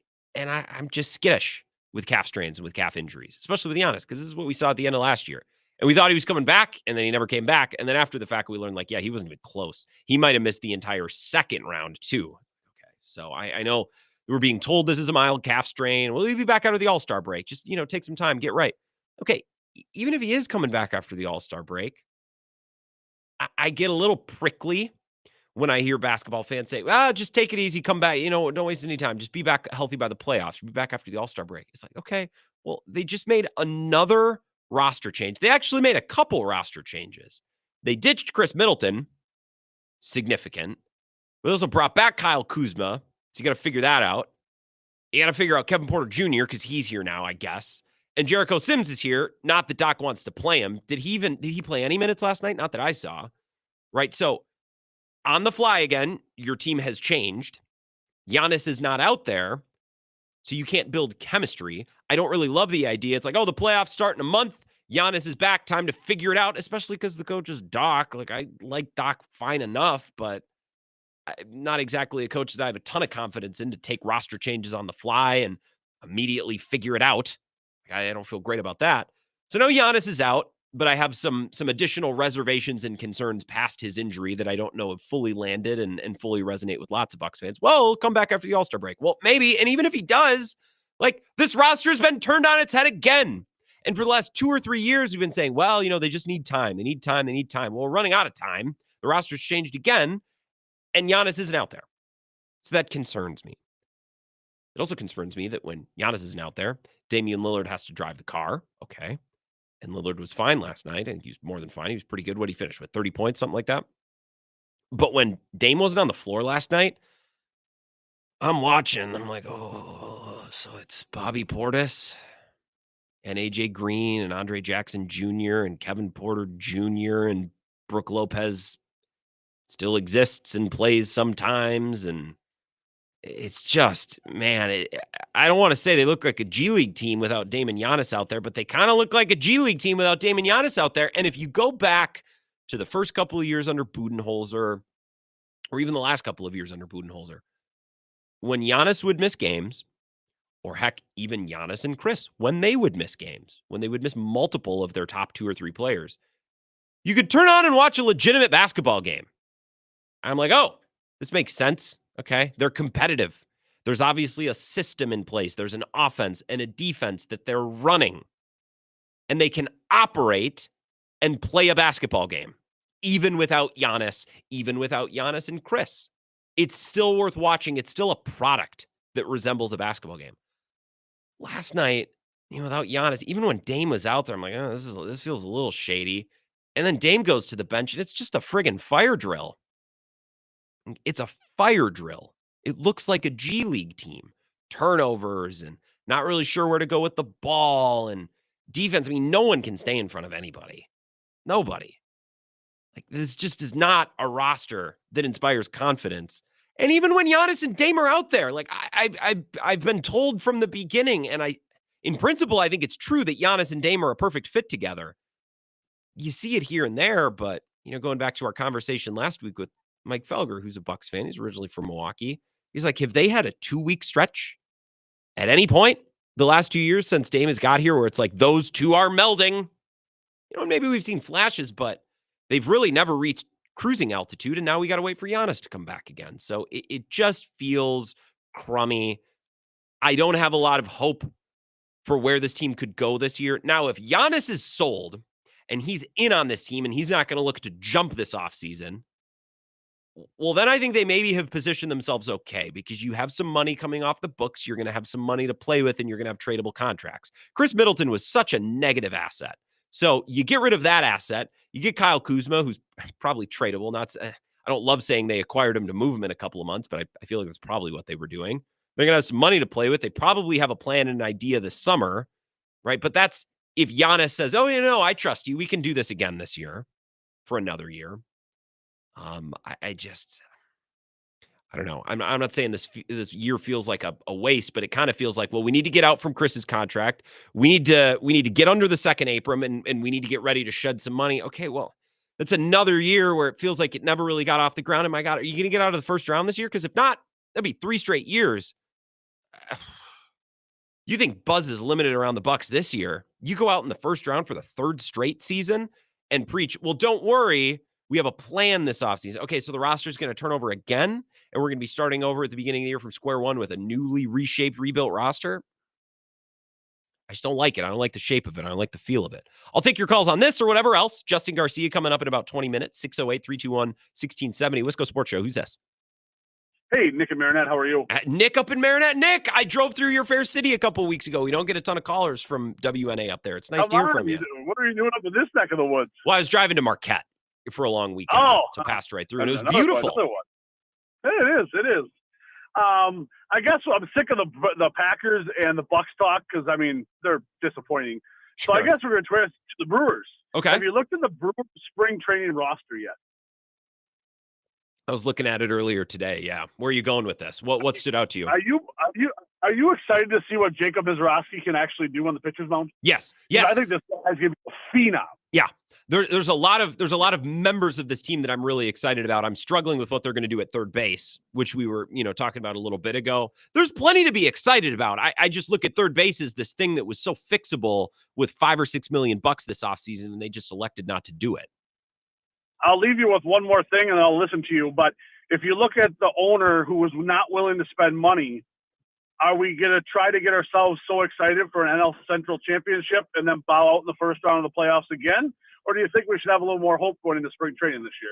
Appreciate it, buddy. Keep up the good work. Nick, right? You said Nick and Marinette? Yeah. Hell yeah, Nick. Have an awesome night. Appreciate the call. I just want to remember your name. Look, Austin and Vagabond John, I saw producer Austin, intern Austin, Stone Cold. They were tweeting about this earlier. I think the goal of this team should be try to win your division and get in. And then along the way, you figure out, okay, can we add at the deadline to be a little bit more aggressive here? Can we try to best position ourselves this way or that way? So no, I will be excited. If they win the division, no, I'll be ready to throw. I'll be there for playoff game number 1. Like, I know last year sucked, took a huge bite out of my fandom. I'll be right back there. So no, I have not lost any excitement. And I am excited for a player like Mizrachi, right? Or Yoho. There's lots of players on this team to be excited about. I just look at third base. I'm like, that was so fixable, or at least it was addable there, and they didn't do it, and it wouldn't have cost them a ton of money. I mean, they got beat to the guys like Hassan Kim and Yon Moncada by the Angels and the Rays. Those two teams are poorer than you are. So that's just disappointing. That's all. 608-321-1670. Wisco Sports Show. Who's this? Hey, it's Darnell. Hey, Darnell. What's up? Hey, I got 2 things to add here. Okay. One Brewers thing, and that is last year going into the season, did we have any idea who was going to be the regular third baseman? And then Joey Ortiz kind of came out of nowhere and had a pretty good rookie season. You know what I mean? Sure. Yeah. Sure. I mean, they had more options now. They had Joey Ortiz and Oliver Dunn. Now it's just Oliver Dunn and I guess Caleb Durbin. So if you're fine with it being one of those two guys, I guess that's fine. I think that the confidence quotient had to be a little bit higher with Joey Ortiz because they traded Corbin Burns for him, for God's sake. You know what I mean? Yeah, but he also wasn't really like a proven commodity or anything. I leave the personnel decisions to the people that are supposed to make those decisions. Come on. No, we're not doing that. Well, the Brewers, I mean, they're smarter than us. So that's the death of sports radio right there. What do you mean we're going to leave those decisions to the personnel people? We have to second guess. I prefer to at least see where things are going before kind of having that or having a take about someone. You know what I mean? Yeah. Like, yes, we've seen Oliver Dunn in limited capacity, and he is a limited player, right? So maybe we're not very excited about that. But there's still options with younger people in their Brewers organization that can come up and take the place of that can be maybe that difference maker that we never even saw coming, but the Brewers organization has had years with this guy that they're like, yeah, we think that he can fill in nicely here, so we didn't feel like we need to make a move from the trade or from free agency or a trade or anything like that. You know what I mean? Like, yeah, they've had their eyes on this guy already, so they know they feel comfortable seeing him in a bigger role this year than maybe he's had in AAA or AA in the last couple of years. Well, they better be, because they don't really have any other choices right now. I was going to say, and the other nice thing about baseball is that it's a 9-person roster, right? So you can have shortcomings at one position, and as long as you have a very solid team around said person, you can learn and build and kind of help along a young person or something along those lines. Actually, again, not the reason I was calling, but anytime we talk Brewers, I gotta hop in the Brewers conversation there, which I love. When we're talking about the Bucks, does it kind of feel like at this point, and it's really sad and it's really pessimistic, but that 2019, like, we're young and we're hungry and we're going to be here forever. Like, we're finally at the end of that, like, that run where, okay, we're not young. We don't look like we're hungry on the court. No. We look old and we look slow, and our offense is about being fast and quick, and we don't have any of the pieces that fit that offense that worked for years. You know what I mean? It's a little scary. Yeah. And I've been generally very positive about the Bucks, and it's kind of hard to be right now. It just is.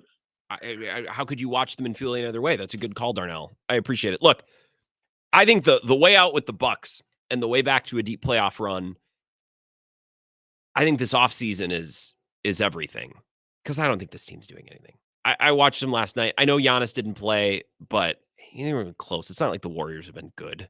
And Steph had a nice night, and Jimmy Butler, took 1 million free throws. That's what he does. But you take Dame off the court last night for 4 minutes, and it looks like a G League team. Well, what team's going to look great without their 2 best players? Well, sure, but some teams would look competent. They'd look like, oh, I see what they're doing. I see what I see what they're running. That resembles a basketball team. This resembles a basketball game. I think this offseason, right, with money coming off the books, Bobby Portis probably opts out. You have some money to spend. You can aggregate salaries again. You have tradable salaries. Chris Middleton wasn't tradable. That's why you had to basically dump him for Kuzma and entice the trade further by including A.J. Johnson, who we've come full circle on that pick, never making sense. It's like, well, we'll trade away A.J. Johnson. He's a project anyways, which is why he was a stupid draft pick. And I kind of hope he turns out to be great, because then John Horst will have egg on his face, which I think is what he needs. I don't believe this to be a well-owned team. And this goes back to the A.J. Griffin or the Adrian Griffin thing last year. I remember talking about this. It's like, this is not what a well-run, well-owned team does. And at the time, I'm like, I think the Bucks are well-owned. I think the owners are smart. But this is not what this is what good ownership does. And since then, it's been a run of, Doc Rivers over Kenny Atkinson, and just a lot of weird buzz with Jimmy Haslam. I just don't like any of it. We'll take one more call here, and then we'll take a break. Let's go Sports Show. Who's this? A blast from the past, old school. Who's this? Old school. Old school. What's up, old school? Hey, I remember when you first started with WKTY, and you've come a long way, my friend. Well, thank you. It's a very polite way to say I sucked at first, but everyone sucks when they start. Man, of course I sucked at first. Of course. You just didn't have you didn't have the people to call in and come in, like, I don't mean call in, but you didn't have the guest hosts that you have, not guest hosts, but guests that you can't. I mean, you've got a we've built this thing up. Of people now. Yeah, we built it up. But I'm a Bucks train wreck fan right now. I'm really not. I think it's time to get rid of Giannis. I hate to say it, but let's get real. I think that time might come. I don't know that it has to be now. If Giannis is willing to see this offseason through, I have to think the Bucks have a plan. I don't know what that plan is, but I have to think they have a plan. And if Giannis is willing to see this through for one more offseason, and who knows how this year ends, but I don't feel good. If he's willing to see this through the summer and the Bucks have a plan, then I don't think it's necessarily time yet, but I think we're closer than we are farther away. I also just don't think the Bucks trade away Giannis unless they absolutely have to. I don't think they're ever going to get out in front of it and deal him when they absolutely don't have to. You know what I mean? I see what you're saying, but they don't have draft picks. They don't have anything to trade. They have no one. Dane, maybe. They're going to have some money. They have some. They don't have 0 picks. They have some. And getting under the second apron with this trade, which I hate, by the way. I don't think that that's a thing that you should be able to sell your fans. It's like, well, we didn't get better, but we got under the second apron. I hate that. I hate that that's a thing that teams can do now, because it's not good for fans. It does nothing for us. And I'm excited to talk more about this with Justin, because I think he can speak to maybe the plan moving forward a little bit better than me. Keep up the good work, Grant. Thanks. Yeah, thanks, old school. Nice to hear from you. Yeah, that is a real blast from the past. We hit up on the air 2018, so 19, 20, 21, 22, 23, 24, 25. Yeah, it'll be 7 years on the air in August, starting in lacrosse and WK2I. Yeah, that show had to blow. I should go back and no, I'm not going to do that. I probably should, but I won't. 3 minutes will continue next. This is the Wisco Sports Show with Grant Bills on the Wisconsin Sports Zone Radio Network.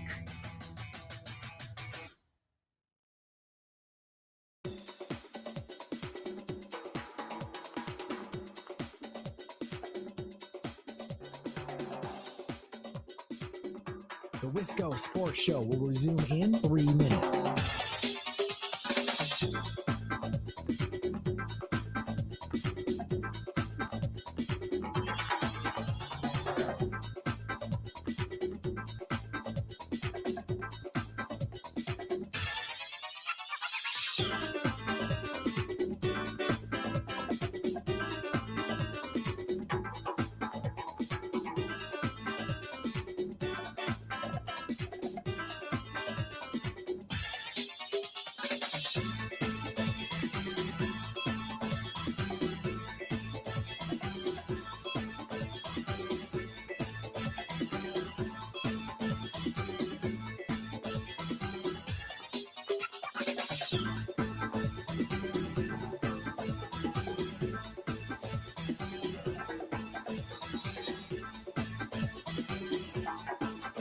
The Wisco Sports Show will resume in 2 minutes.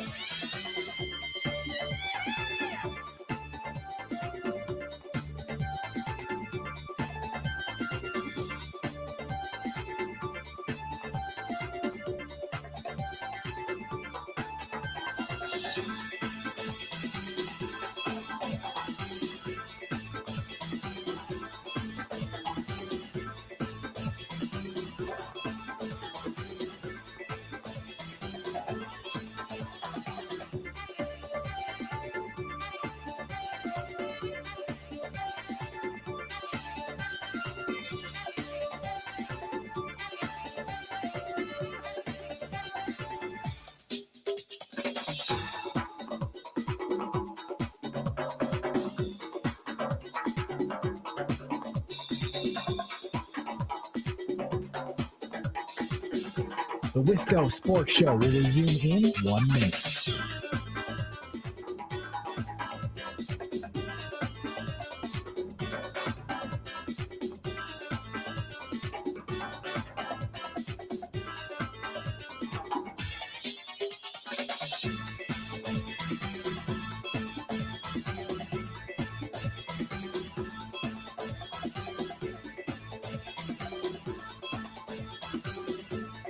The Wisco Sports Show will resume in 30 seconds.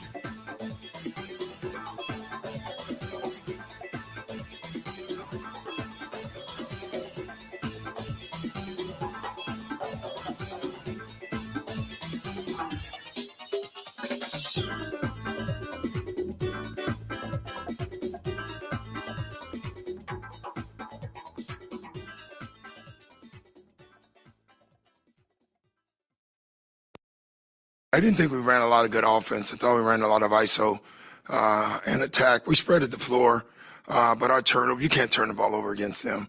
Also thought all the loose balls, they won the 50-50 game. The first half, I think Jimmy Butler got a ball that was laying on the floor. He was on the floor and still got to it first. It's the beginning part of that comment for me. It was like, well, we didn't run a lot of good offense. It was a lot of ISO. Yeah, I also don't know that you ran a ton of good defense. My qualm with last night's game is not that they lost. I mean, what are they, 2-7 or something in their last night? It's nothing new. It's that without Giannis, and then you take Dame off the court for a couple minutes, I watched, I'm like, well, I don't expect you to run away with this game with your backups on the floor, but I'd like for it to resemble basketball. I'd like to be able to watch at home and think, I see what they're trying to do. Their good players aren't out there, so they're not able to do it at a high level, but they're just running around, jacking up this and jacking up that and turning over here and kicking the ball over there. It's just obnoxious to watch. Your texts, 608-321-1670. This one says, this year's been confusing at the beginning when they said they were bad. They said things were good in the clubhouse and everything would get better. They got better and won the NBA Cup, and then they took apart the roster, so this gives Doc and management another out this year, but we're running out of time with Giannis. The Giannis clock is the thing that I'm most intrigued by because I could see a path. I could see a path where they tried to do something with Pat and Bobby at the deadline, but there wasn't anything that they thought, well, if we do this, then we're in it. We can beat the Knicks. We can beat the Celtics. So instead of doing a move that they don't really love because, well, we got to make a move, they said, well, here's what we'll do. We'll offload Chris. We'll clear up our cap situation, get under the second apron, which I hate, but bear with me. We get under the second apron. We'll bring in Kuzma instead of Middleton. Kuzma's an asset, right? That's a piece. That's not a bit of toxic weight. Like Chris Middleton, that's a negative asset. Nobody wants that. They had to entice the Wizards just to take him by including A.J. Johnson and other things. So they clear up the cap sheet. They clear up their contract situation. They prepare for Bobby to probably opt out this summer for some money to come off the books. Now we have some money. Now we can aggregate contracts again, and the contracts that are aggregatable are actually worth acquiring. Kyle Kuzma, for example. I am intrigued and interested at what Giannis's mindset right now could be. Because Giannis is watching the same thing we are. It's like, this is kind of a clown car. It's a little bit of a mess. I don't really love the coach. General manager cannot make a draft pick if his life and the life of 10 million Americans depended on it, right? That's why I'm kind of hoping A.J. Johnson turns into a star. This would be funny. It's like you took one good player, and it was the one that you shipped off because you needed to get rid of the carcass of Chris Middleton. You know what I mean? I just think it would be funny. It wouldn't be good for the Bucks. Be funny. It'd be good content, right?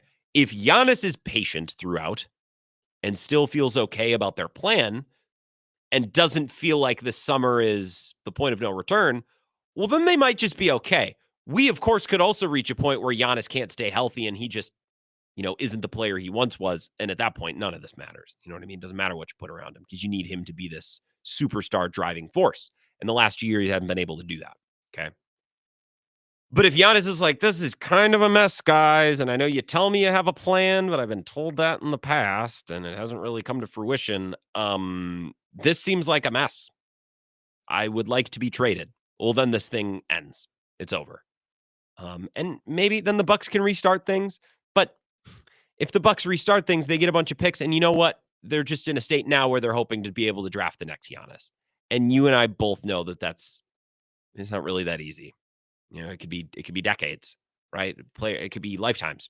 That's how sports work, right? So I'm interested, I think most interested in Giannis's temperature throughout all of this, because there is a case to be made that John Horst did truly the best he could with the situation to set the team up best for the future. I just don't know how long the future is because I don't know Giannis's appetite to make this work.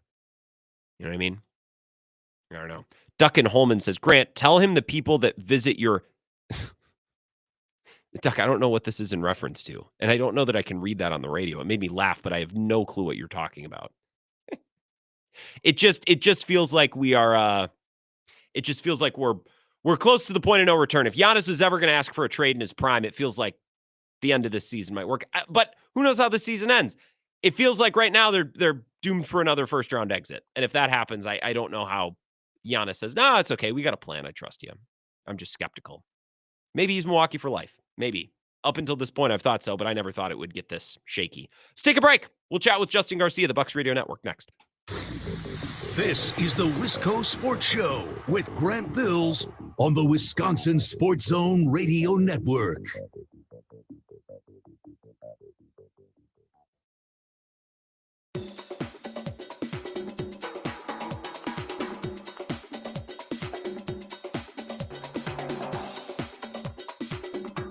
The Wisco Sports Show will resume in 5 minutes.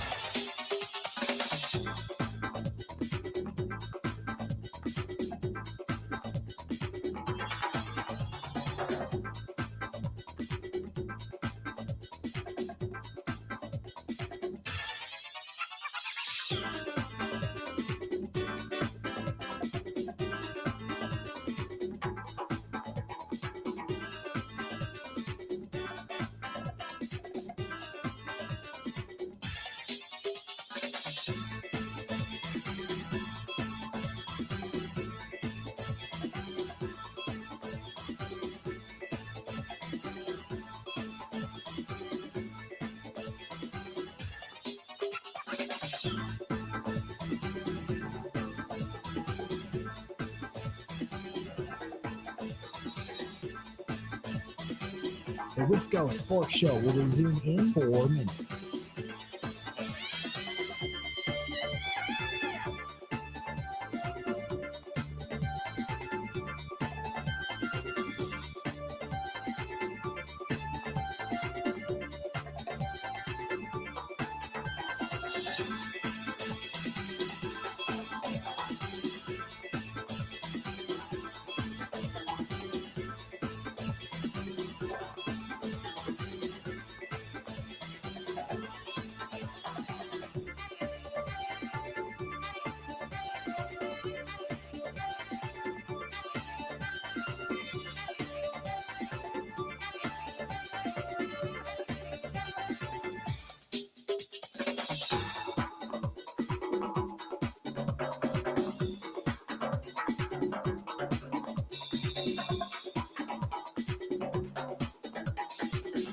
The Wisco Sports Show will resume in 3 minutes.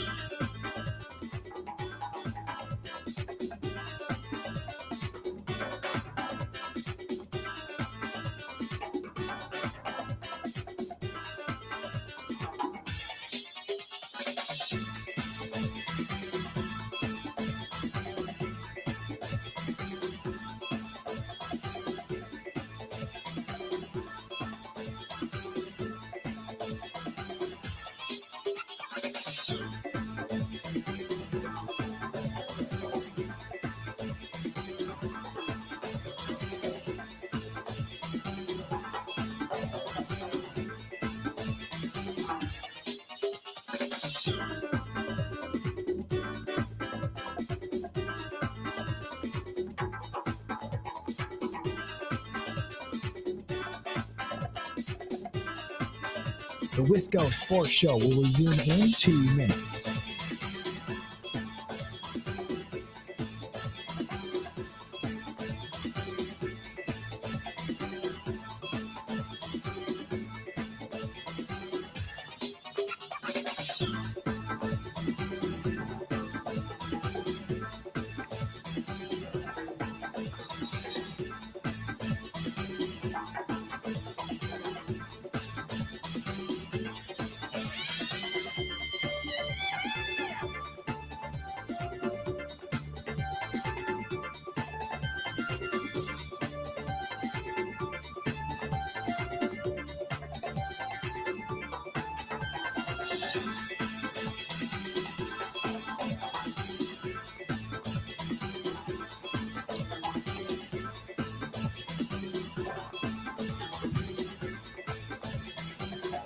The Wisco Sports Show will resume in 1 minute.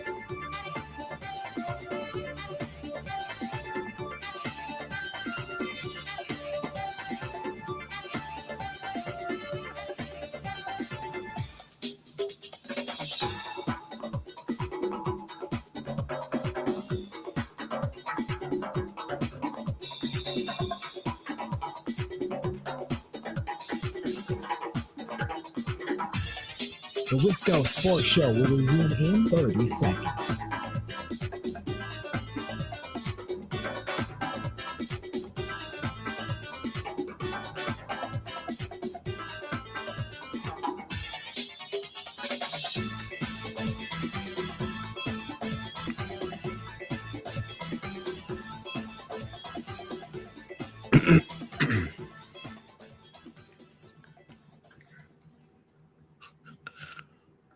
I think they're porked either way because kind of what it feels like. Because it's been obvious from day one that Giannis and Lillard don't play together. They don't play well together. When I watch their games. You've given up on it. Oh, yeah. Okay. Big time. Like, it's been a year and a half now. Yeah. And I don't know, you people tell me. You watch a little more closely than I do, but when I watch their games, I don't see them in the same action together. I don't see much pick and roll with the two guys. I don't see the high screen and roll. I don't see them playing off each other. I see them come down the floor, and either it's one guy's possession or it's the other guy's possession. More audio from last week when we had the pleasure of 15 minutes of Mike Felger, Milwaukee guy who does sports talk radio in Boston. He's kind of over the Giannis Dame thing. I'm not over it. Although I get spiritually where he's coming from. It's like we're a year and a half into this thing, and weirdly, it feels like we're further away than we did day one. So I get the frustration. My frustration last night has nothing to do with Giannis and Dame. My frustration last night, no Giannis, and then every time Dame went to the bench, I'm just kind of looking on in horror. And I know that no NBA team, no matter how good they are, look, you take their two best players off the floor, they're not going to be awesome, but I would like for them to look a little bit more competent than they did last night. Justin Garcia joining us now. Justin, was any of that audio? I know you. Was any of that unfair? What did you think of that? I didn't think it was totally accurate. I mean, I'm as you know, well know, I'm a Mike Felger guy, so it was painful to hear that. I mean, last year, yeah, but there have been those actions this year. They've increased it. There are still components of, okay, this is Giannis is running this and this is Dame running this, but I would say I'm going to be curious to see the team once Giannis does get back go forward, because there is no shadow of Chris Middleton anymore, where we had this, like, there's three guys and how do we figure out how to make the big three work? I mean, you can make a case that wasn't the case this year anyway, fine, but still just the idea, the concept of an idea, the concept of a plan to have Chris Middleton as your third was there, and now it's not. So it's clear we're Giannis and Dame, and we got to get the right role players that fit in around them. So let's talk about the Chris Middleton trade. Was Chris more of an albatross and more of a negative asset than most Bucks fans would think, or no? Well, than most would think, I'd say no. I mean, because at least the feedback that I heard was people were done with it. Okay. How they kind of viewed it. I mean, it was funny that all it took was the name of Bradley Beal to get Bucks fans to realize how much they did actually like Chris Middleton and not want to see him go.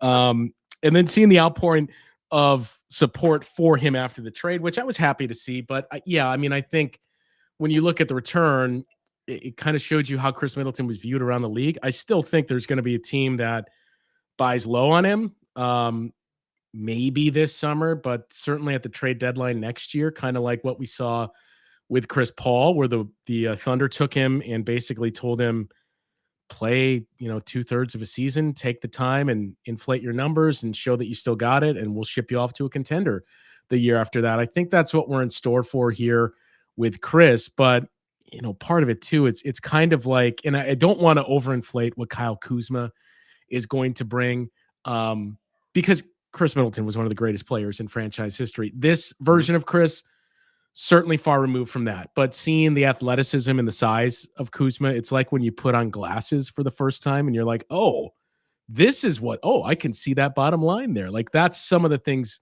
you've seen. And I think the unfortunate reality is the Bucks probably made the move at least a year too late. With Chris, I want to talk more about Kuzma. Permission to be a total dick for like 20 seconds when I ask you this question. Do I have your permission? Sure. So I was talking with Nick Wright last Wednesday night in New Orleans. Jeez, what a flex. I know. And it was brief, but the Middleton trade came up and he was like, hey, Kuzma as a third option is actually like probably better than most would think on its face. I don't know if he's a long-term solution, but I am intrigued at his length and his scoring ability as a third option, and probably someone who can create independent offense a little bit better. Like if Giannis and Dame weren't on the floor, maybe better than Middleton. I don't know. What it means, what Kuzma's role is this summer and beyond, that secondary. But I think most people are probably underrating, just like a lot of folks, I think, underestimated probably how little Middleton's value was, probably underestimating the impact that Kuzma could have on this team as a third option if it works. Well, I mean, Nick Wright, too, noted contrarian, so you have to take that into account there. And Lakers, I mean, he gasses up that 2020 Lakers team probably more than anyone. Again, noted contrarian when everybody says it's the discount championship. But I do think there's a world too that, people saw the name Kyle Kuzma and you just think of the oversized pink sweater and Kyle Kuzma's tweets and everything else and think this guy. But to his point, I do think he checks a lot of boxes for what they need. And Doc Rivers talked about this at the time of the deal too, in that he's good in transition, and it gives us another piece with Giannis to just get out and run.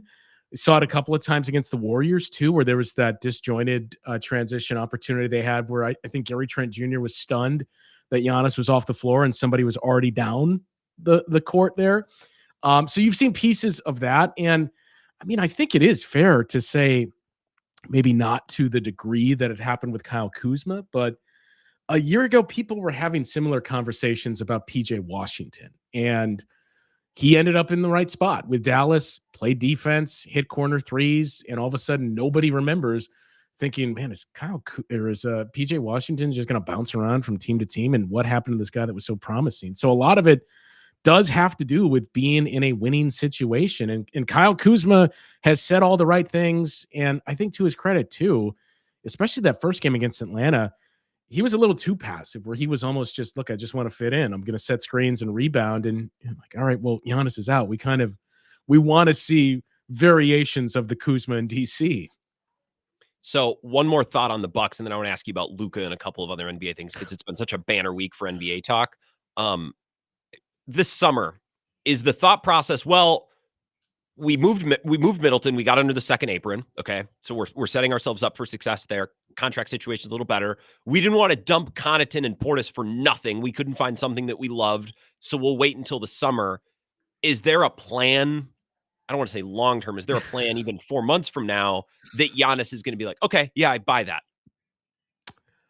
I don't know what it is. But I mean, I can't believe that John Horst wouldn't have a plan of here's our number one target, here's our fallback, and here's what we're looking to do in the summer. Because as you mentioned, they have a lot more flexibility now where, the Chris trade, everybody talked about Pat and Bobby Portis, and you got to dump these contracts, and that's the way to get under the cap. I think it was pretty clear under the second apron.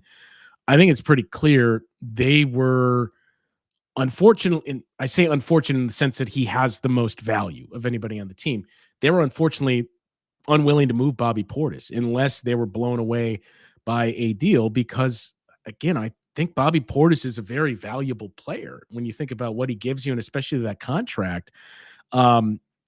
The other guys, not so much. And that's where you would have to take back or give some assets in exchange for somebody to take a Pat Connaughton contract per se. Chris Middleton too. I mean, you had to essentially give up a first in the case of AJ Johnson. So they did do a lot of things at this deadline where they, number one, got onto the second apron.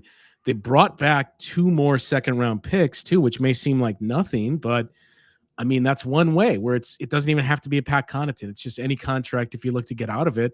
Well, we have our 2031. We have 2 more. We have 3 second-round picks we can attach. We have more first-round picks. The 2032 first-round pick, you don't have to worry about being frozen for a couple of years now that you're under that. And the way it's shaping up, I think the important things to keep in mind is I would assume Pat Connaughton picks up his player option. But that's the final year of the contract. So it becomes a tradable contract given that it's expiring. Even if it doesn't work out or you just say this wasn't what we anticipated, Kyle Kuzma's deal is a very movable contract where it descends year after year after year. It's 23 plus million now. In the final year of the deal in 26-27, it's $19 million. And he's still younger than 30 years old. So they've started to rebuild the roster where they have guys that aren't 30 and they have guys that are on easier contracts to move. Brook Lopez is a free agent. I think you would love to get him for the mid-level exception. If you say, hey, take that figure for 2 years, it brings down your cap figure by about $9 million annually, and we at least have you in the fold too. We can start to wean off some of the minutes. Maybe Jericho Sims is a guy that we can start to develop, but we have that backup plan. Bobby Portis is the interesting one because we know how much Bobby loves it here. We know how much the fans, for the most part, love Bobby Portis. $13 million, he can get more money, a lot more, on the open market. So I have long assumed he's going to decline his player option, and then it becomes how much beyond that $13 million figure are we willing to go to retain his services? Because if that's gone or if Brook Lopez is gone, you're already going to have space in all likelihood for a full mid-level contract this year. And if you start to shave off more, you're talking about actual cap room you have where you could sign guys. And even as we just mentioned, you are under the second apron. So you can aggregate contracts and you can say, we're going to take this $20 million deal and this $9 million deal, and we're going to piece all these things together with assets that we have now managed to find at the trade deadline.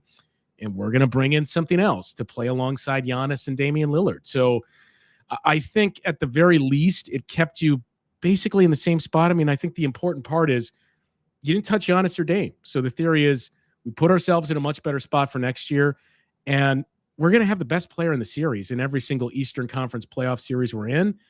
And in some, we might have the second best player. So I would agree with that if he's healthy, which has been a problem the last 2 years. And part of that is luck, right? We'll just have to wait and see. It's not something that we can try to predict right now. Justin Garcia, Bucks Radio Network. You hear him on Locked On Bucks as well. Why did the Mavs do that? Because when it happened, everyone loses their mind. And you know me, I always like pushing back on the groupthink mob on the internet because everyone loves just telling each other that, oh, yeah, we're right. We would have never done that. And I'm like, well, if they like Anthony Davis, hold on.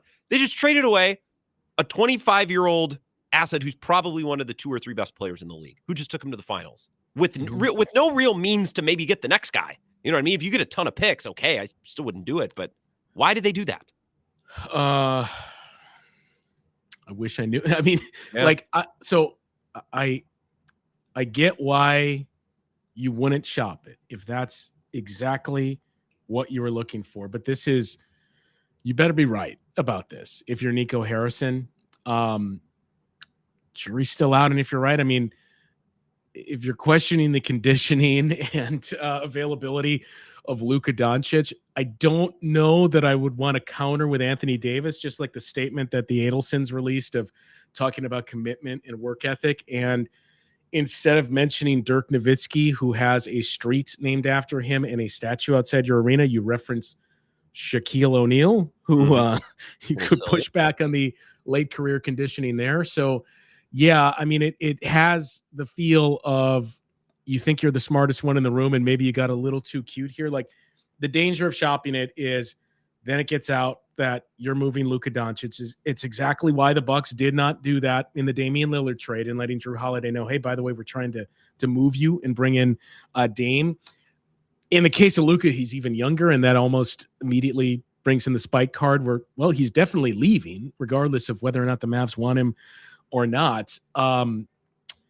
I don't know. I don't buy into the conspiracy theories that are out there with the ownership group and gambling and everything else, or the one that's out there too of is Luka Doncic going to jump to the Saudi league and be making, 10, 15 times more annually.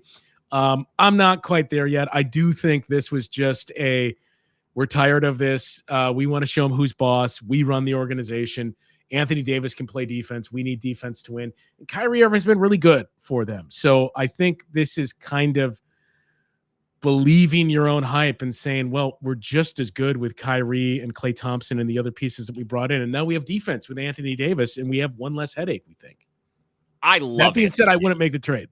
Well, yeah, I wouldn't do it. I love Anthony Davis when he's healthy. And I think the sad part about this for Bucks fans is he's always compared to Giannis. So we always need to find ways to nitpick him. He's awesome when he's healthy, and he should get credit for playing almost 80 games last year, but that was a little bit of an anomaly. I don't know. What about the other move? What's another move from the deadline you like? Jimmy Butler to the Warriors is kind of weird. Last night looked like it normally does for Jimmy Butler. He draws a bunch of fouls, takes a lot of free throws in a game that Giannis isn't playing in. Go figure. That's about what we've been used to. I think he's taken 28 free throws in the 2 games, and they were second worst in free throw rate. So that's going to help. I still have a lot of questions about spacing on that Warriors team. Like he and Steph both said, hey, it's great because Steph plays outside, I play inside. But you're going to see a lot of dare shots for Jimmy Butler in the playoffs, just like you see a lot of dare shots for Draymond Green. And the more of those you get, the more we can just completely double and send a third guy even towards Steph Curry. So I still have questions about the fit there. The other one I really liked, unfortunately, was DeAndre Hunter going to Cleveland because it's exactly what they're missing in a bigger wing. I mean, I think DeAndre Hunter isn't quite as good defensively as the press is for him. He's certainly a good defender. He's not an all defense capable guy, but he's a big wing that can take on guys like Jason Tatum and gives them very good shooting from 3 too. So I think it answers a big question that Cleveland had going into the postseason. But yeah, other than that, I mean, just it was nuts to see all the moves that were made and hearing, all throughout the summer and as the season started too, there's going to be a quiet deadline because of all the the apron talk and hearing from somebody with the team too of like, no, we don't like this isn't tipping our hand in anything we're going to do, but we do not think for 1 second it's going to be a quiet deadline because of the aprons. And you're going to have all these teams saying, wait, this means what? Or how do we get under the second apron? Wait, what? Rosillo, that's a dumb inside joke. Also, when you thought about Pat Connaughton picking up his options, like, yeah, probably going to pick that one up. Yeah, I came away more impressed with the Mavs in that trade for Luka Doncic. It's gotten a little heavy-handed, but it's funny. 60 seconds. Goose was good. I probably would have gone had I not been in New Orleans. Yeah, they were very good. I got to see 2 nights of them sandwiched around a lousy Bucks game Friday night. Do they have any drummers left? Jeff down to quit. 1. Yeah. But their first drummer quit. They replaced him, and then the other guy. Yeah, on a hiatus for mental health. So it was a different setup with just one drummer and different stage setup. So that part was interesting. Best song, favorite song? Well, they didn't play it, but my favorite song is probably Indian River. They played a lot of newer stuff, but it was good both nights. Like Kendrick. It's a trend playing newer. Did you like the halftime show? I did. Good for you. I would have liked to hear some hits. That's fine. That's my only complaint. Well, Justin, we appreciate you. I know you have a busy week. Minnesota tomorrow. That should be a fun matchup. Little border battle. John Krasinski did not answer my text to possibly come on one of our shows tomorrow. So we'll try. No, we'll try again next time. Have a good one, man. Appreciate it. All right. See you. Justin Garcia, Bucks Radio Network. Appreciate his time. As always, we'll come back, wrap up the Wisco Sports Show next. This is the Wisco Sports Show with Grant Bills on the Wisconsin Sports Zone Radio Network.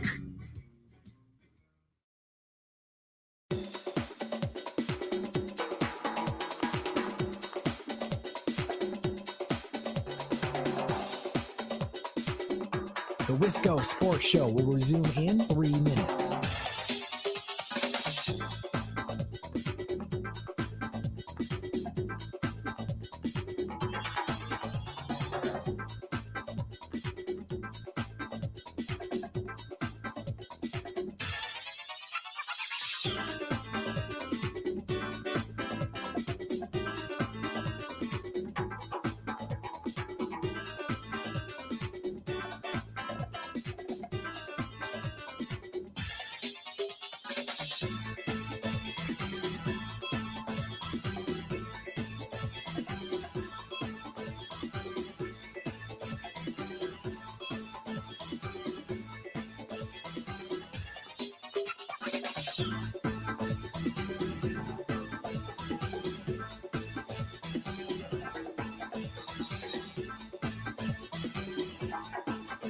The Wisco Sports Show will resume in 2 minutes.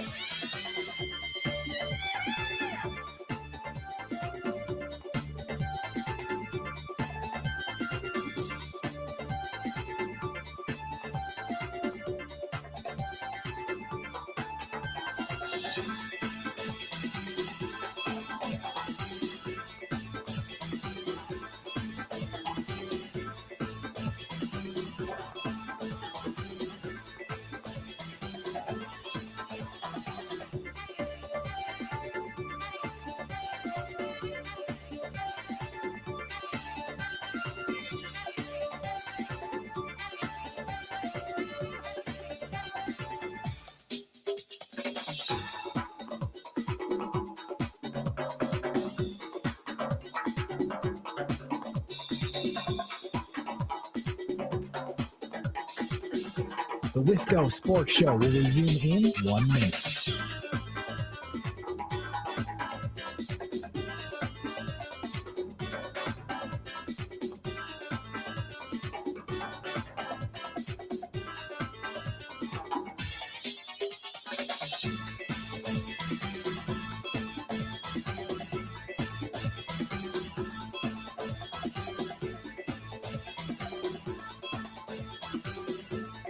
The Wisco Sports Show will resume in 30 seconds.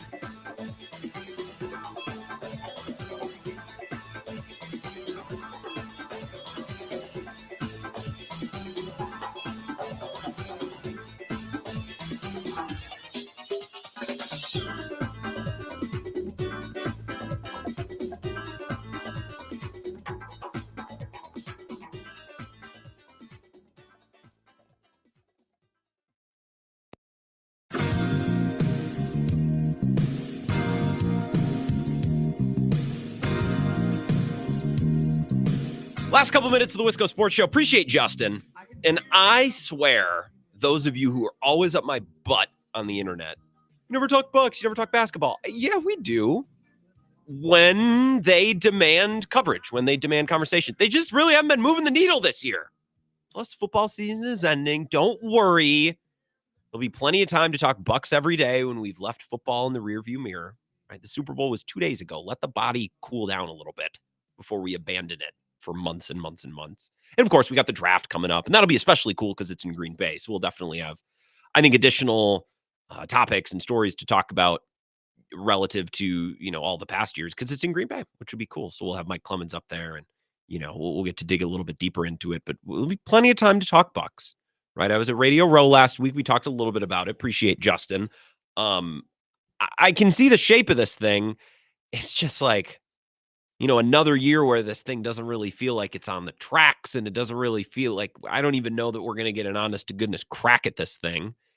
Because, Giannis has got a calf strain now. Who knows how long that lasts? And I know it's minor, Grant. It's minor. Okay, well, I'll believe that when he's back and looking awesome and looking healthy and looking like the player the Bucks need him to be in order to reach their goals of making a deep postseason run. Appreciate Justin and his conversation.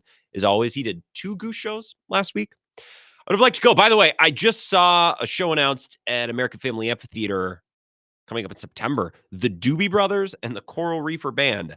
I'll be there. Yes, I will be at that show. That will be excellent. So I know it's in September. This is always the problem. Like, shows are announced, and then I'll text friends. It's like, hey, September, Doobie Brothers, Coral Reefers, you want to go? And they're like, dude, that's in like 6 months. I'm like, I know, but that's the world works. We got to get the tickets. Let's fire it up a little bit. Show some excitement. Show some life. So appreciate Justin, as I've said now for the 3rd or 4th straight time. Appreciate everybody that's chimed in. I see Q on the live stream giving some Bucks takes, saying Bobby is probably worth closer to 20-25 million. I think Bobby is more valuable to this Bucks team than most, at least on the internet, would tell you. Most on the internet aren't a huge fan because he's healthy and available every night and can give you minutes and can score you points. I wish he was a little bit more engaged on defense. And I wish sometimes he would shoot less. But, man, when Giannis is out or Dame's on the bench, somebody's got to shoot the friggin' basketball. And Chris Middleton wasn't Mr. Available, and Kyle Kuzma just got here. So I would like for his game to be a little bit, how does one say, a little bit more fitting to his skill set and role. Although it's February. Someone needs to shoot the basketball when Dame and Giannis aren't out there, right? And Q always saying, well, last night is a back-to-back. It's hard to draw any conclusions. I'll draw all the conclusions I want on a back-to-back. These guys are professionals. They get a lot of time. They get a lot of attention to their bodies. They can play basketball games on back-to-back days. We can draw conclusions from a back-to-back. I don't expect them to look amazing and blow teams out off a back-to-back or when they play 3 games in 4 nights, but it's not good for the NBA product to just start throwing results out the window. Well, this guy didn't play. Well, it was a back-to-back. Well, it was the 3rd game in 5 days. Well, it was the last game of a road trip. Well, pretty soon, you're really only counting and assigning meaning to 20 or 30 games a year. And that is horrible for the NBA product. It's horrible for the sport. And I think in the end, it's bad for fans as well. So I'm not just going to throw games out the window. It was a back-to-back. Okay, well then just tell me which games matter. I'll pay attention to those and we can ignore the rest. And again, I think that's horrible for the sport of basketball and in the end, bad for fans and shows like this one. Tomorrow, we'll talk Badgers football and basketball with Jesse Temple. Tonight, Purdue and Michigan, huge matchup in the Big Ten with ramifications towards what's coming up on Saturday. Wisconsin-Purdue, by far the biggest game of the year. They have rest and recovery time this week. So we'll talk about that tomorrow with Jesse and whatever else happens. Thank you for listening.